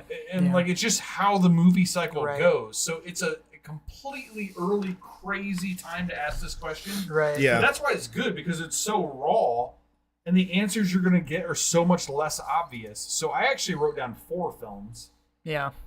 I'd like to hear your list, though, Reese. Yeah. So I've started about halfway through the year, I think, keeping a list of every new movie that came out this year and ranking them. So would you like me to list off all 71? No, I'm just kidding. Top 5? Top 8. Top 8. Okay. Smile 2 is number 8. Okay. I fucking love Smile 2. Yeah. I need to see it. Yeah. I haven't seen any of the Smile movies. Well, either of the Smile movies. Yeah. I feel like I need to get on that. I also say if you liked aspects of Advent Calendar, I really think Smile 2 is like a better version. Okay, cool. Yeah. There's not an object. There's not a box. But yeah. I put Monkey Man as number 7. Oh yeah, Monkey Man. Monkey Man's pretty fucking good. It is on my list. Yeah. So far, I wrote down 4 movies. Monkey Man and Alien Romulus are 2 of the 4. You know, Alien Romulus was. I think I need to revisit it, but it is not in my top 15. I mean, I'm just a sucker for the franchise. Oh, it was gorgeous. It's a huge thing for me. I want to specify on Alien Romulus. I don't think it's like the greatest movie ever. What it was for me was the only alien movie that I got to see in theaters. Oh, yeah. And I totally had that I felt claustrophobic watching the movie. And that's a huge thing for me. If you can make me feel something... Yeah. While I'm watching the film, like that's a huge thing for me. I don't think it's the best film of the year for me so far, but it definitely made the list because of that. I saw the clip of the ship like flying into the Saturn rings at the end, and I was like, oh my God, I need to watch this movie again. That scene was incredible. Yeah. You don't get to see shots like that in movies, and they were pointing out this. I don't know if you guys ever watch those VFX React videos on YouTube. They're very fun because they're like very professional guys who know what they're talking about. Super technical. And one of their biggest pet peeves is in effect shots in movies is they'll show it, cut away to somebody's face reacting, cut back, and cut away to somebody's. It's like we want to see what's happening. We don't care what fucking. Keanu Reeves thinks to be in that moment too. Essentially, and also just to reiterate what we're describing right now is this is our favorite movies of 2020. Yes, not what we. Exactly, and that's these are our favorite. For me with Romulus, it was one of the most satisfying films. Like the experience of seeing this film was one of the most. It's just perfect for me in the history of me watching film because it just satisfied everything I wanted out of the movie. Yeah. Like, it was exactly what I thought it would be, as good as I thought it would be, in the style I thought it would be. It was exactly the storytelling I wanted. It had all the box, just had every fucking box checked. So like, there's always, shots you can take at a film. You can make, but like, just as far as sheer satisfaction, goddamn, like I walked out of the theater of this movie and like, this is everything I fucking wanted it to be. Yeah. So that's what it is for me. Yeah. Continue with your list, Aries. Number 6. This is the only movie in my top 10 that I did not get to see in theaters. The animated film Mars Express. Just incredible sci-fi. Exactly what I want from sci-fi, especially like not a terrestrial sci-fi. This is not a based in space one. Well, no, actually there is, because they do go to Mars because it's called Mars Express. It's a really great movie. Highly recommend. But they go on a train. Yeah. Number 5 is Love Lies Bleeding, the A24 thriller with Kristen Stewart. Just really loved it. Super unique movie.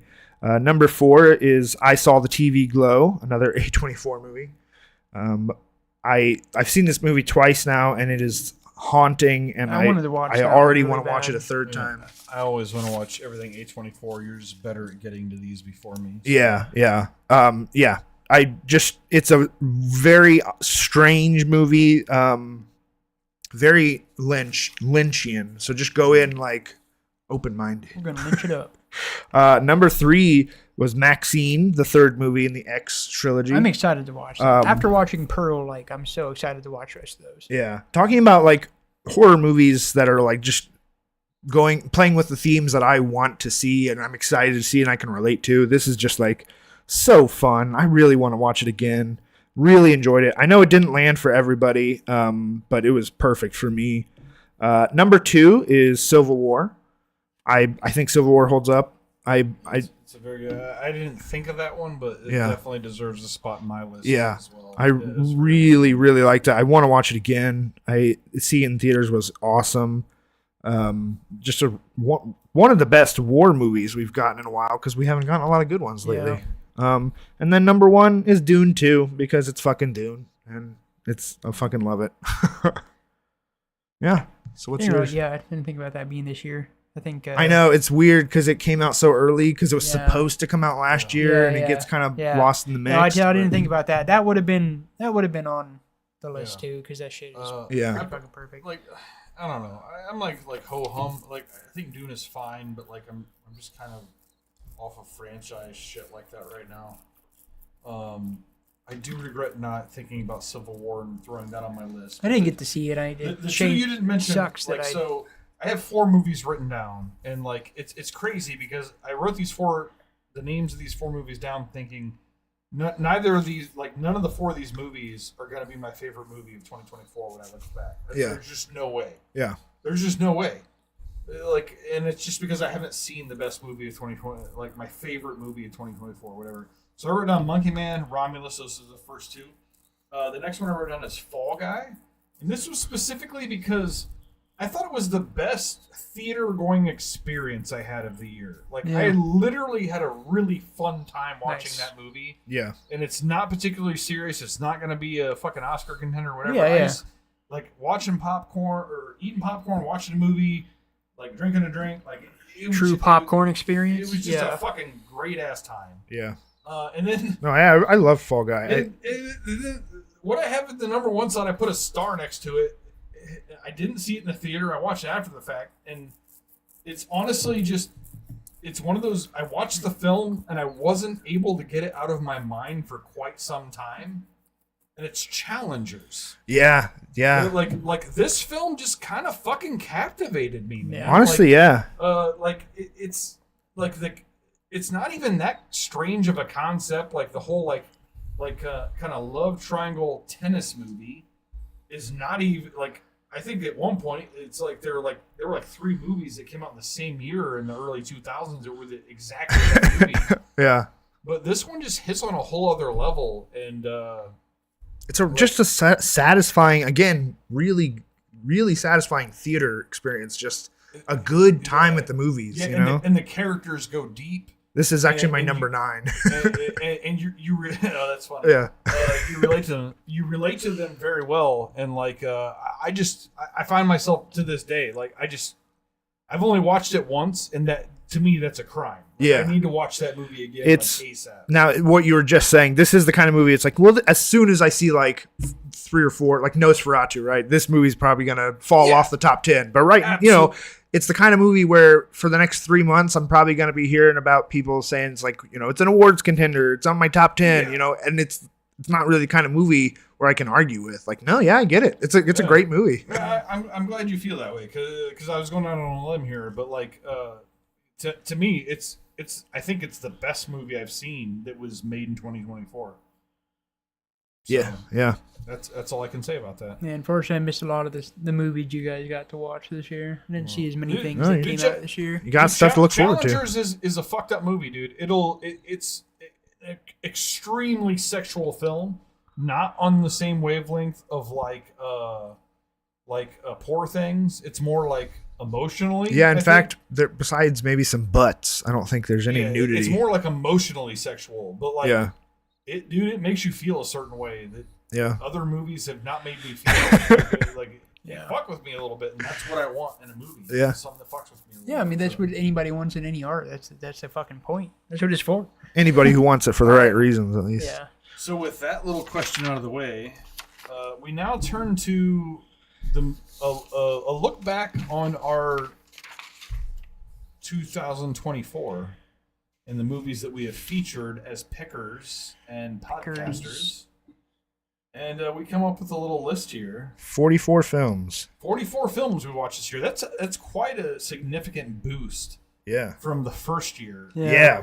We really kind of stepped up on the double features. Yeah. What we realized we established a new norm. What we realized is if we're all as human beings setting aside an entire evening, every other Wednesday to watch films, that like one movie isn't usually enough. That's really how we got here. Yeah.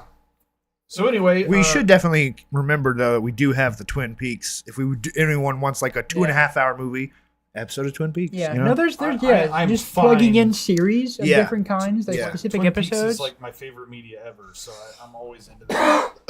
So anyway, I presented to you guys earlier today, earlier this morning, with a list of every movie except for one that Reese pointed out, of every movie that we have covered this year as a feature. And here's some fun questions that I'm going to ask to everyone, and we can all answer. You have the list in front of you, John? Yeah, I do. Cool. What's the most ridiculous film of 2024 that we featured?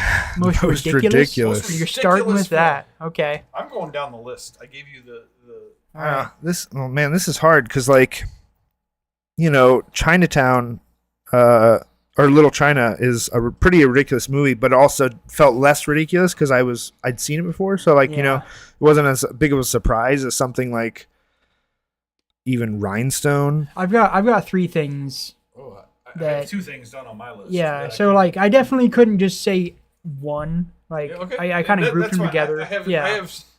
Most of mine are one when it's clear cut, but there are a couple where I have multiple answers. So Rhinestone was definitely one of my 3 for ridiculous. It's one of my 2. Ridiculous movies for sure. It was super ridiculous. Still, fucking Stallone's performance. I love Rhinestone, man. I want to watch that one again. I just had this whole other picture in my mind, and then you get Sylvester Stallone being the goofiest I've ever seen him be, and the most over the top I've ever seen him. The most heartwarming.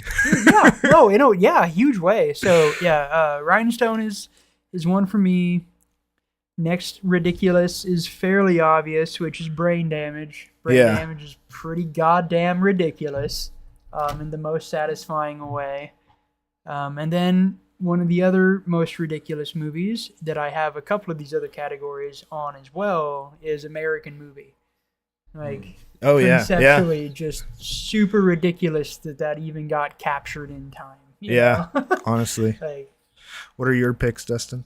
Mine, I had 2. And mine was a 2-way tie between Rhinestone and Barry Gordy's The Last Dragon. Yeah, that's a good one. Yeah, I would say Brain Damage, Forbidden World, or The Last Dragon. Yeah, Forbidden World is also pretty fucking ridiculous for sure. Rhinestone, it's going to come up in other categories for me, Rhinestone. Yeah, a lot of these like mold over for sure. All right, next topic. What was the funniest movie that we featured in 2024? Oh, yeah, I got I think 3 of those that I couldn't separate. So I've got Brain Damage is one for me. Every time I watch that movie, I just feel like I laugh harder. Yeah. You know, like it's so fucking ridiculous. The next one for that is like Inglourious Bastards. I always forget just how goddamn entertaining that movie is. Like, yeah. Fuck. It's just good. I think it's one of the funniest of Tarantino's movies. Like, there's so many just laughs to be had. And then the last one for me, and I think is fairly obvious, and this has a lot of shit attached to this movie for this list, is Poor Things. That shit is That's just, true. That movie's fucking That movie hilarious. fucking cracked me up, man. Like, goddamn. Yeah. For this category, the first thing I wrote down was Poor Things. Yeah. I think it was the funniest movie that we watched this year by a lot. I did kind of put a slash and write another movie, and I actually think American Movie. Yeah, it deserved as that a documentary, too. Yeah, like, for it's sure. in consideration as one of the funniest movies. Yeah. I was going to say American Movie or even Buster Scruggs, but definitely leaning towards American Movie as the funniest. Yeah. Right on. Yeah. Which film affected you the most? For me, it's American Movie. Yeah. Yeah. I really fucking dug that movie, man. I really dug. You're an artist, and that movie is about art. No, I really dug just seeing this fucking guy doing his fucking thing and, like, just the tenacity. Like, a lot of these movies have, like, you know, just such depth, but that was, like, affected is a big word from art. And that one, for me, definitely affected me the most. Like, yeah. I would want to say Poor Things for this. It doesn't feel as true because it wasn't in this viewing wasn't the most moving, but the first time I watched the movie, it's an extremely moving and personal movie. You got a fucking Poor Things tattoo. Yeah. I would not expect any other answer from you. Yeah. Tattoo. Yeah. That your answer would be Poor Things. I would honestly, say Poor Things for that. Maybe on not including rewatches, I would probably say maybe 1984. Yeah. Okay. That's good. My answer is one of your picks, Reese. Sound and Fury. Oh yeah. Yeah. It makes me happy that you enjoyed that movie. Honestly, so much and enjoy the album it's so not much. even the movie. It's the fucking music. I know. Like the music is what got me. Like I've seen the film now twice.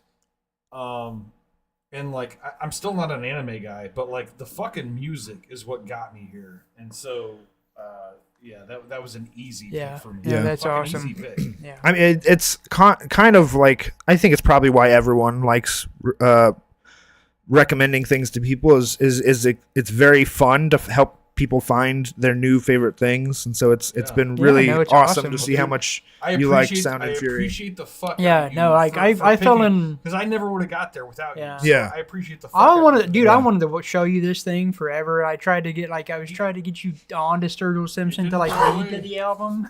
You were talking the other day. You're like, I'd really like to rewatch this movie. I'm like, if only there was a way you could ensure that you had the opportunity. Yeah, right. Okay. So where are we at next? Which film surprised you the most? Okay. For me, it's a little similar to the last question, but your answer might not be the same. Yeah. Mine is it's Sound and Fury. That surprised me. I did not expect to like Sound and Fury like I did. And it was from the get go. That first track. I immediately I immediately was into the groove. I like psychedelic rock is one of my favorite genres, and it definitely hit that. It gave me Pink Floyd. So it's funny because the visuals gave me Pink Floyd The Wall. Right. Like kind of like thoughts in my head. I'm thinking Pink Floyd The Wall, but the music itself is more Dark Side of the Moon Pink Floyd. Mm-hmm. Yeah. I can actually tell you song for song which song I think is which song on each album. I think they actually collaborate together very well. Yeah. Mine would be honestly Rhinestone. Mm-hmm. I really was going in with like this movie's gonna be ridiculous and fun and really stupid. And I was like, no, this movie just kind of rules. I love this movie. I want to own this movie. Where's the Criterion? Yeah. Where's the Criterion? Fuck, that's a quote. Quote for the ages. I'm gonna write that down. But then also Spine of Night was, I think, again, I went in with kind of low expectations. Like I probably will mostly enjoy this because it's animated, but then like really I loved. I'm glad to hear that because the world it is building. like I really dug it myself. Like it really impacted me the first time I watched it. And it was a cool, that with heavy metal felt like fucking really good.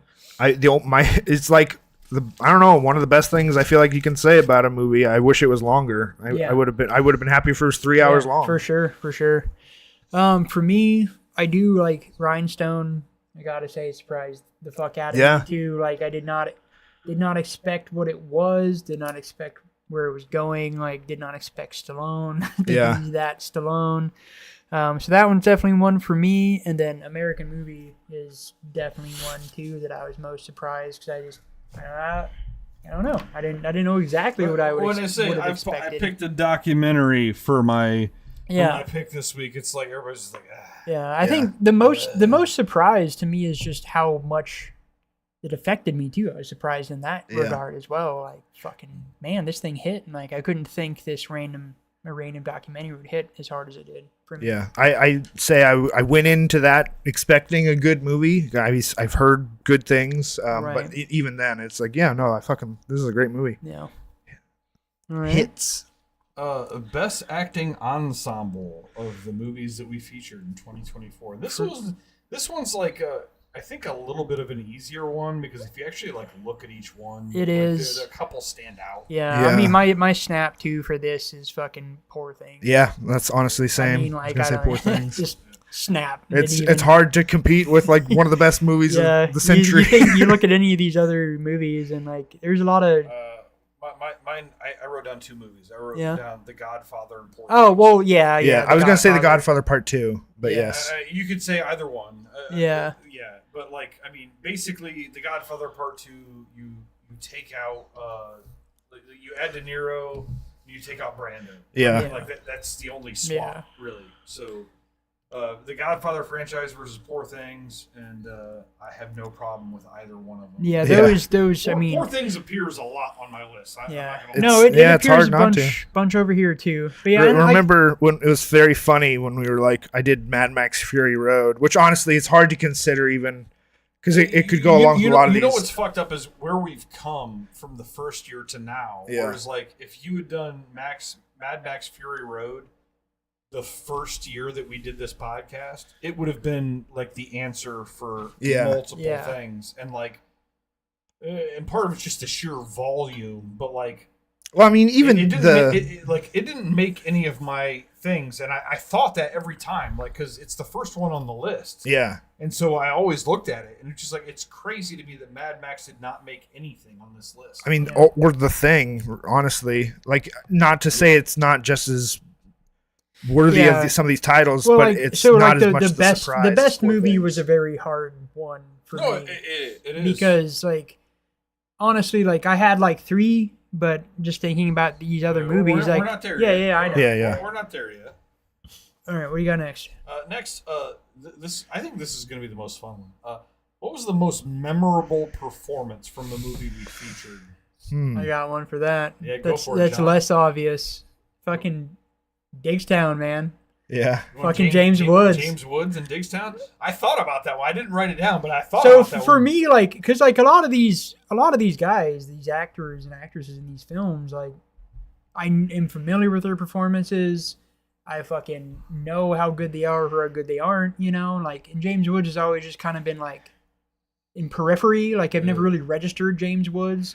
He carries that movie, man. He carries the movie, and the character is great. The capturing the character is great. So, like, to me, he takes it from me as far as the most memorable just because, like, I just didn't even, it wasn't even on my radar, you know? Like, I was familiar. The word memorable makes this category really fun. Yeah. What do you got, Reese? Well, just the obligatory, I would say Mark Ruffalo in Poor Things. Yeah. But otherwise, I would honestly say Will Ferrell in Stranger Than Fiction. You know, that's a good one. Yeah.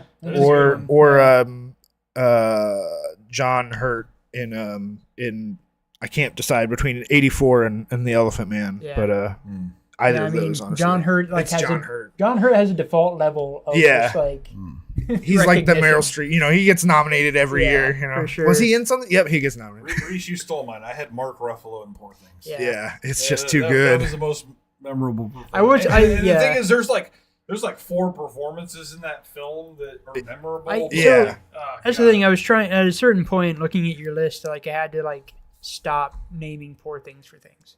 Yeah, you just had to like, okay, there's like an all right, there's already enough. There's already enough trying to do this. It's like the Oscars those years, right? It's like you get, even though you're like, yes, Poor Things was the best costumes. It's a little annoying to hear it for the 10th time tonight, but yes, it was the best. You know? No, exactly. Clean sweep award goes to. I'm curious to what you guys have for the next one, which is worst performance of 2024. I'm just gonna throw mine out right now. I think it's Sylvester Stallone and Rhinestone, and I fucking love it. Yeah. It's not good, and I love it. What do you guys got? So mine is in one of my favorite movies of all times, and it's in one of my contenders for best movie. Is fucking Denise Richards in Starship Troopers. She's so fucking bad. Your worst performance is so much better than mine, and that it's so much worse than mine. Fuck. I didn't even think of that. Yeah, she's awful. Yeah. She's really bad. And it's, again, like, it's one of my favorite fucking movies. Dude, that's such a better answer. She's so bad. It's just teeth and smile. She was way worse in that movie than Stallone was in. Yeah, no, Stallone was fucking kind of impressive. I don't have any standout performances in this category. I'll say maybe the entire cast of Forbidden World. I'll say was the worst performance. Yeah, that's fair. Yeah, I mean, hey, for what it was. Yeah. It works in the movie. It's Roger Corman. So this next one is a fun category. We did it last year. I'm curious to see what we got this year. We're always going to do it. Sexiest performance. Okay. That we featured in 2024. So the awkward thing with this list of movies is there's 2 movies that are like basically just lesbian sex. So like they kind of like, was it sexy or not? Doesn't necessarily mean anything. No, it's default. I mean, like they're both like good. Well, no one's not actually it's like your own preference though. Look, Benedetta. It could be a gay man if you think it was the sexiest performance of the year. It doesn't matter if it's lesbian or not. I'm just saying like those that like the Handmaiden. I think is the default. I did not pick one of the lesbian movies. Just so you're aware. No, well, it wasn't my pick, but I was just I wanted to acknowledge that. Yeah, The Handmaiden. The sexiest movies we watched this year were both lesbian dramas. Yeah, for sure. And The Handmaiden, like this shit was very genuine. Like it was very true. It was very, very honest, very visceral, and that makes it that. So for me, like I just like strong female characters in this. I don't know. Fucking Furiosa, man. Oh yeah, Mad Max, definitely. Like, I'm a sucker for Charlize Theron and strong women like that. So hell yeah. That's my vote. All right, Furiosa. Hey, dude, Charlize Theron's pretty hot. Yeah. I would say the 2 leads in Benedetta. Okay. Alternatively, I would say Dolly Parton and Rhinestone. yeah. She's fucking. She was fucking in that movie. She was at her peak. She was hot to go. Yeah. I always heard that Dolly Parton was just tits, and then I watched the movie and I'm like, fuck, she's just tits. So my answer for this category is unwavering and unapologetic. It's Maggie Gyllenhaal in Stranger Than Fiction. Oh yeah. Honestly, yes. Yeah. Best pick as co-host from 2024. I think that The Wailing felt like kind of one of like the best pick of the year. It kind of came out of nowhere. It was unexpected. Almost completely blind. Yeah, blind completely watch blind for all of us. It hit for all of us. Like, Reese, what do you got? Struggling not to say Rhinestone. Maybe I think American Movie. Honestly. Yeah, that was. Yeah, I had that. I mean, honestly, just looking at the ranks, like the ratings I gave stuff, that's the highest rated movie that somebody else picked. Yeah. My pick was The Wailing. Good job, Reese. Yeah. Awesome. It was a fucking awesome pick. Like, you're welcome. I really knew anything going into it. It was fucking fantastic. Yeah. No, it hit for all of us. It was a good experience. Well, again, I guess we have to say Poor Things. Dustin did pick Poor Things. Yeah. But I'm not going to count. That's not a best pick. That's just picking a good movie. Yeah. The best pick is literally the moment the whole point of the pick of that is picking something that like it's almost on the same tier as which movie surprised you the most, but not really. Yeah. Well, honorable mentions. I will say John picked The Thing and Jocko picked In the Mouth of Madness. So those are honorable mentions for best host for pick, sure. co-host pick. Absolutely. Worst movie you said? Worst movie. I mean, you go first, John. This is kind of like a loaded thing because I thought when I was writing this, I'm like, in the future, this will be called the John Brown. No, it's like it's what scale are we judging? By the way, last year we did not have this category. What we had instead was worst movie not named The Village. That literally is what I called this last year. All right, so the thing about this is like it's context, man. Like because like. If we're talking about filmmaking, there's movies that are just clearly like worse than others, right? On this list of movies we've watched, like they're just bad movies. So are we talking about just the movies that are just bad movies, or how much do we tie into our own tastes and shit? You know, like what do you think? What do you pick as the worst movie you saw this year? I'll break it down like this. My worst movie. I'll break it down like this. What was the worst movie we watched?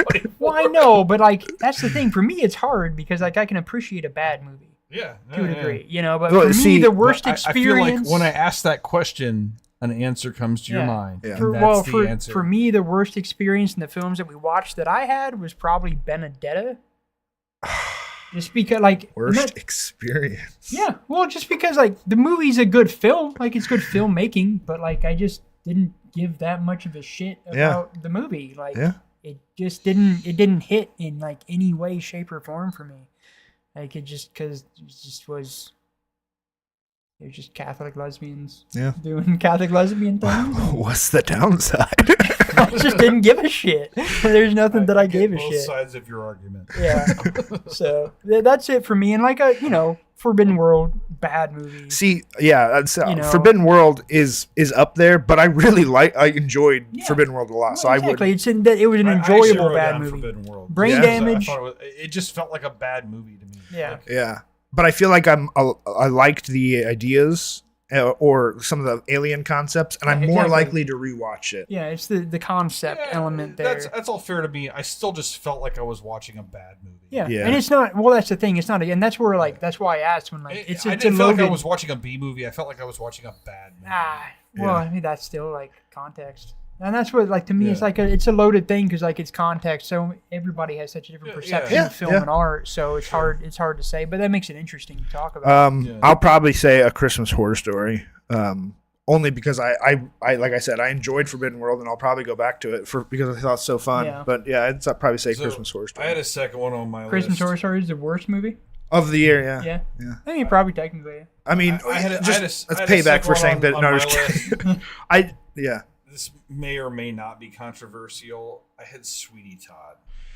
No, I disagree, but I could agree with that. Like that was next to Benedetta. It was a movie that I feel like that was the movie I was supposed to like because it was artistic, but like I don't hate musicals, and I kind of hated this one. Like it just like the music part wasn't popping for me, and like the performance were based on the music, which wasn't great, and like.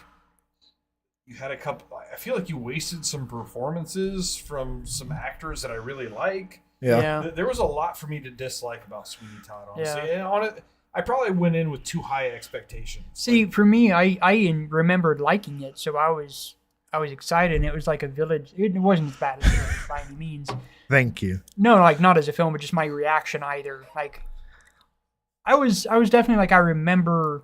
Like I liked Sweeney Todd. I'm not gonna say it's a bad movie. But my experience in the film was just like, like I remember underwhelming. Yeah, it was super underwhelming, and it left me with nothing memorable. It was just like baseline performances from all the people that I would expect. Like it was just very status quo for what the movie was. And I remember it wowing me more before. So going down our list here. Wait, real quick. Yeah. Most underwhelming for me. Most underwhelming? Yeah. Not worst, just most underwhelming. Yeah. Nah, I don't really have a most underwhelming. Okay. Sorry, continue. So this just popped into my brain. So I said that, and it's because I looked this up. I had the notes. Last year we didn't have a worst movie. We had a worst movie not named The Village. You said that already. Yeah. But now I'm forward. Okay. I'm reiterating that because now we're coming to the best movie, and just out of curiosity, does anyone have anything other than Poor Things written down? Best movie not named Poor Things. I have extra things on top of Poor Things. Extra things. Okay, so we had we're going to reword this one then, just so everybody gets Poor an Things answer. For me, what was the best movie not named Poor Things that we covered this year? No, for me, in my notes, I wrote down that was the technically best movie because it clearly was technically the best movie. Yeah. But we're looking at things that... If we also want to ignore The Thing, that might be helpful. Yeah. Well, I mean, dude, some of the... And again, like, Starship Troopers is, to me, always one of my fucking... Like, I love that movie. Like, regardless of the bad performances of the people that are in the leads, like the movie's pretty fucking awesome. Like it's perfect for me, for my taste in art. Honestly, Mad Max Fury Road, it's one of those movies that like it's a pretty perfect movie for what it is. It exactly delivers. So it's fucking deserves that too. Fuck, I forgot. I want to rewind on best pick. I had another one in that category. It was Kid Detective. Oh. Awesome. That was another one that I thought was a best pick. But yeah. So for me, there's like a couple things. I had that as I was thinking about that one for the movie that surprised me the most. Yeah. I did really enjoy that film. I have watched it a second time. Yeah. Nice. So horrible title, but it was a good movie. Yeah. It's hard to. I guess ignoring Mad Max, The Thing, and Poor Things. Yeah.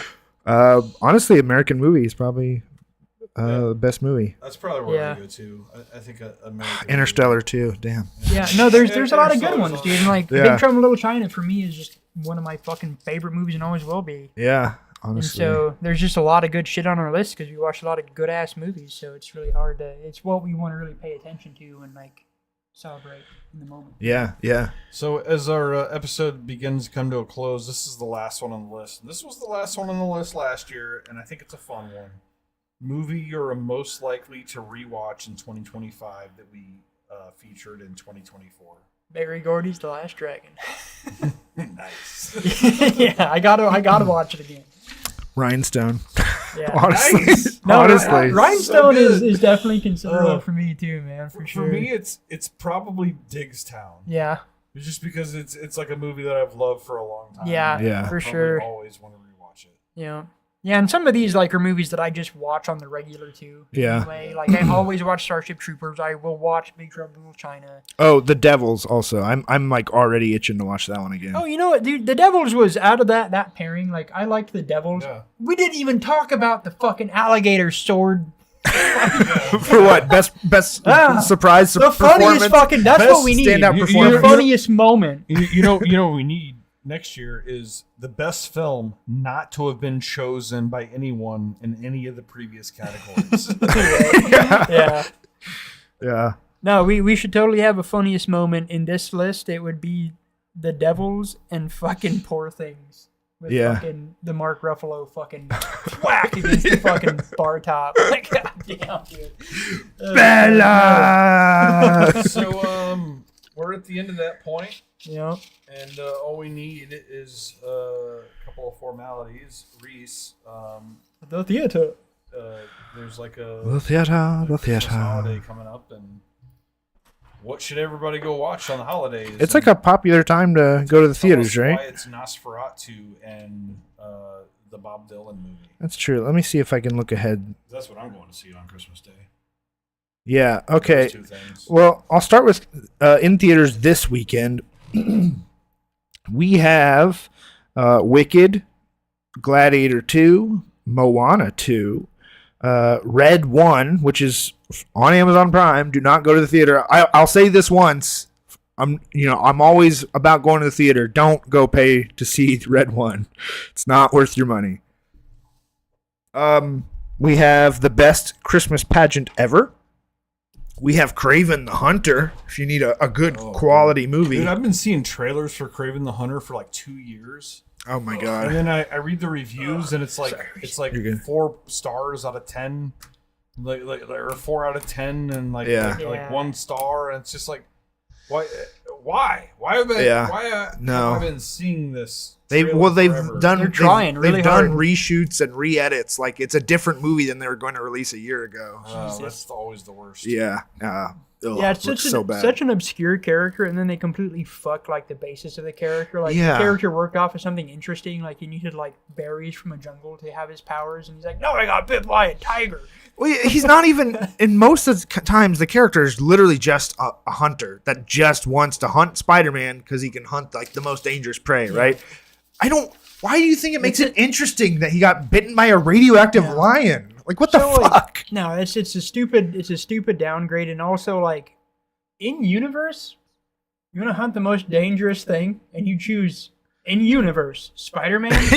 Like that's the most dangerous guy. Like why don't you go hunt the Hulk? Yeah, like, but that's then probably the most dangerous. In this movie, he just goes around killing like poachers and stuff. He's not even a villain. No, they're trying to make him some weird anti-hero. Yeah, but they don't know what an anti-hero is. Yeah, they keep rebranding characters. And oh my god, they're so bad. Give it up. Staying in theaters another week at least, we have The Lord of the Rings: The War of the Rohirrim, and I didn't think this is the best movie, but I am all in favor of supporting more interesting choices like this, especially for franchise movies, more risky things, you know. Yeah. So I recommend seeing in theaters if you can. And then new this week we have Sonic 3. Ooh. If you like the Sonic movies, I'm sure you're excited. And even worse, we have Mufasa. That is so much worse. It's so much worse. The prequel These live-action Disney movies are landing for no one. Yeah, no. And this one doesn't even have texture, nostalgia connected to it because, like, who's out here going like, man, I love Mufasa. I've always wondered how he got to be king. So I watched the Jungle Book one that had Bill Murray as Baloo. Yeah. And that one kind of landed for me. It did, mostly for me. Mostly because of Bill Murray as Baloo. Yeah. And, like, the effects were incredible. Like it was a very. They had Christoph Walken play an orangutan, and it was actually a very fucking solid film. Yeah, actually. I think that's actually the only one I can vouch for. Yeah, same. And it looks like Christopher Walken in makeup. No, but it's a CGI orangutan. It's incredible. Dude, he's a fucking gangster. Yeah, it's fucking good. It's fucking good. I dig that film actually. But then more importantly, coming out next week, not even the weekend. It's coming out like Wednesday, Christmas Day, I guess. We've got. A new A24 drama called Baby Girl with Nicole Kidman. We've got the biopic, Bob Dylan biopic, A Complete Unknown. And most important movie of the year, perhaps. Yes. We've got Nosferatu. I should be seeing that on Wednesday. Hell yes. I'm hoping to see Nosferatu, and I'm not. I keep wanting to see. I'm not there. Complete Unknown. Yeah. I'm not a complete unknown.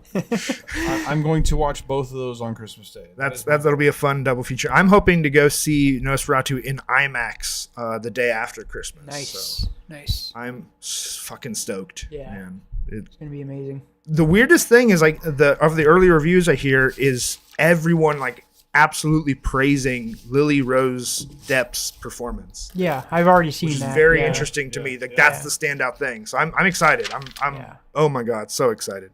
Robert Eggers has not yet disappointed. But yeah, that's all the new movies coming to theaters. Go watch movies. Movies currently. All right. So the last thing is my pick for the 42nd episode, which will premiere in 2025. It'll be the first movie of the new year. Our third movie recording podcast. It's going to be 2 movies, so I'm doing a double feature. Okay. And this one, it's going to be a little controversial probably. But really, what I was thinking of when I was writing the shit today about the best this, the best that, the funniest movie last year, and all of our answers were a kind of like fucked up drama and a documentary. And I thought we didn't do enough comedies. Yeah. Literally since honestly, you had broadcast news as like the second pick. We have not done enough comedies. So I want to do pure comedies. Just a comedic double feature. And And the reason it's going to be controversial is because these aren't the funniest comedies. I just wanted comedies, and so I just went for a thing. And what I ended up with is a Paul Giamatti double feature. Okay. And, I like Paul Giamatti. I think he's a funny guy. The first film, oh God help me. We're going to do Private Parts, which is the Howard Stern movie.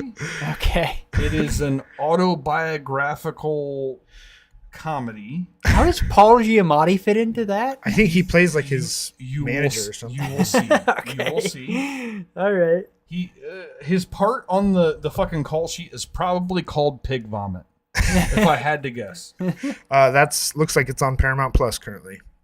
And again, it's just a horrible pick. I'm picking Sideways because it's a comedy starring Paul Giamatti, and it's one that I've been wanting to rewatch for a long time. Yeah, I think I watched it when it came out. I really fucking enjoyed it, and I just can't wait to watch it again. So yeah, it looks like it's on Hulu. Right on. And Disney Plus and HBO Max. It's on everything. Yes. They want you to watch this film. Cool. All right. There Paul we go. Giamatti. That was it. My friend Dan will be excited. Paul Giamatti's like his all-time favorite actor. So he's good. really if he wants to join us for sure. the visuals, he's more than welcome. I'll let him know.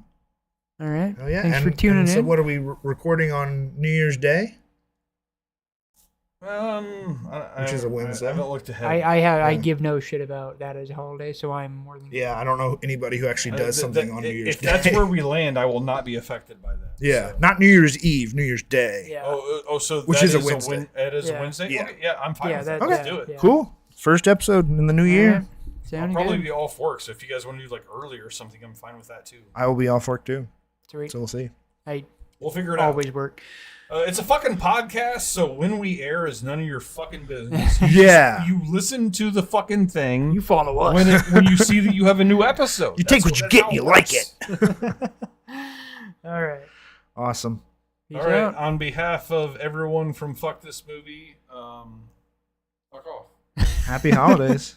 Peace.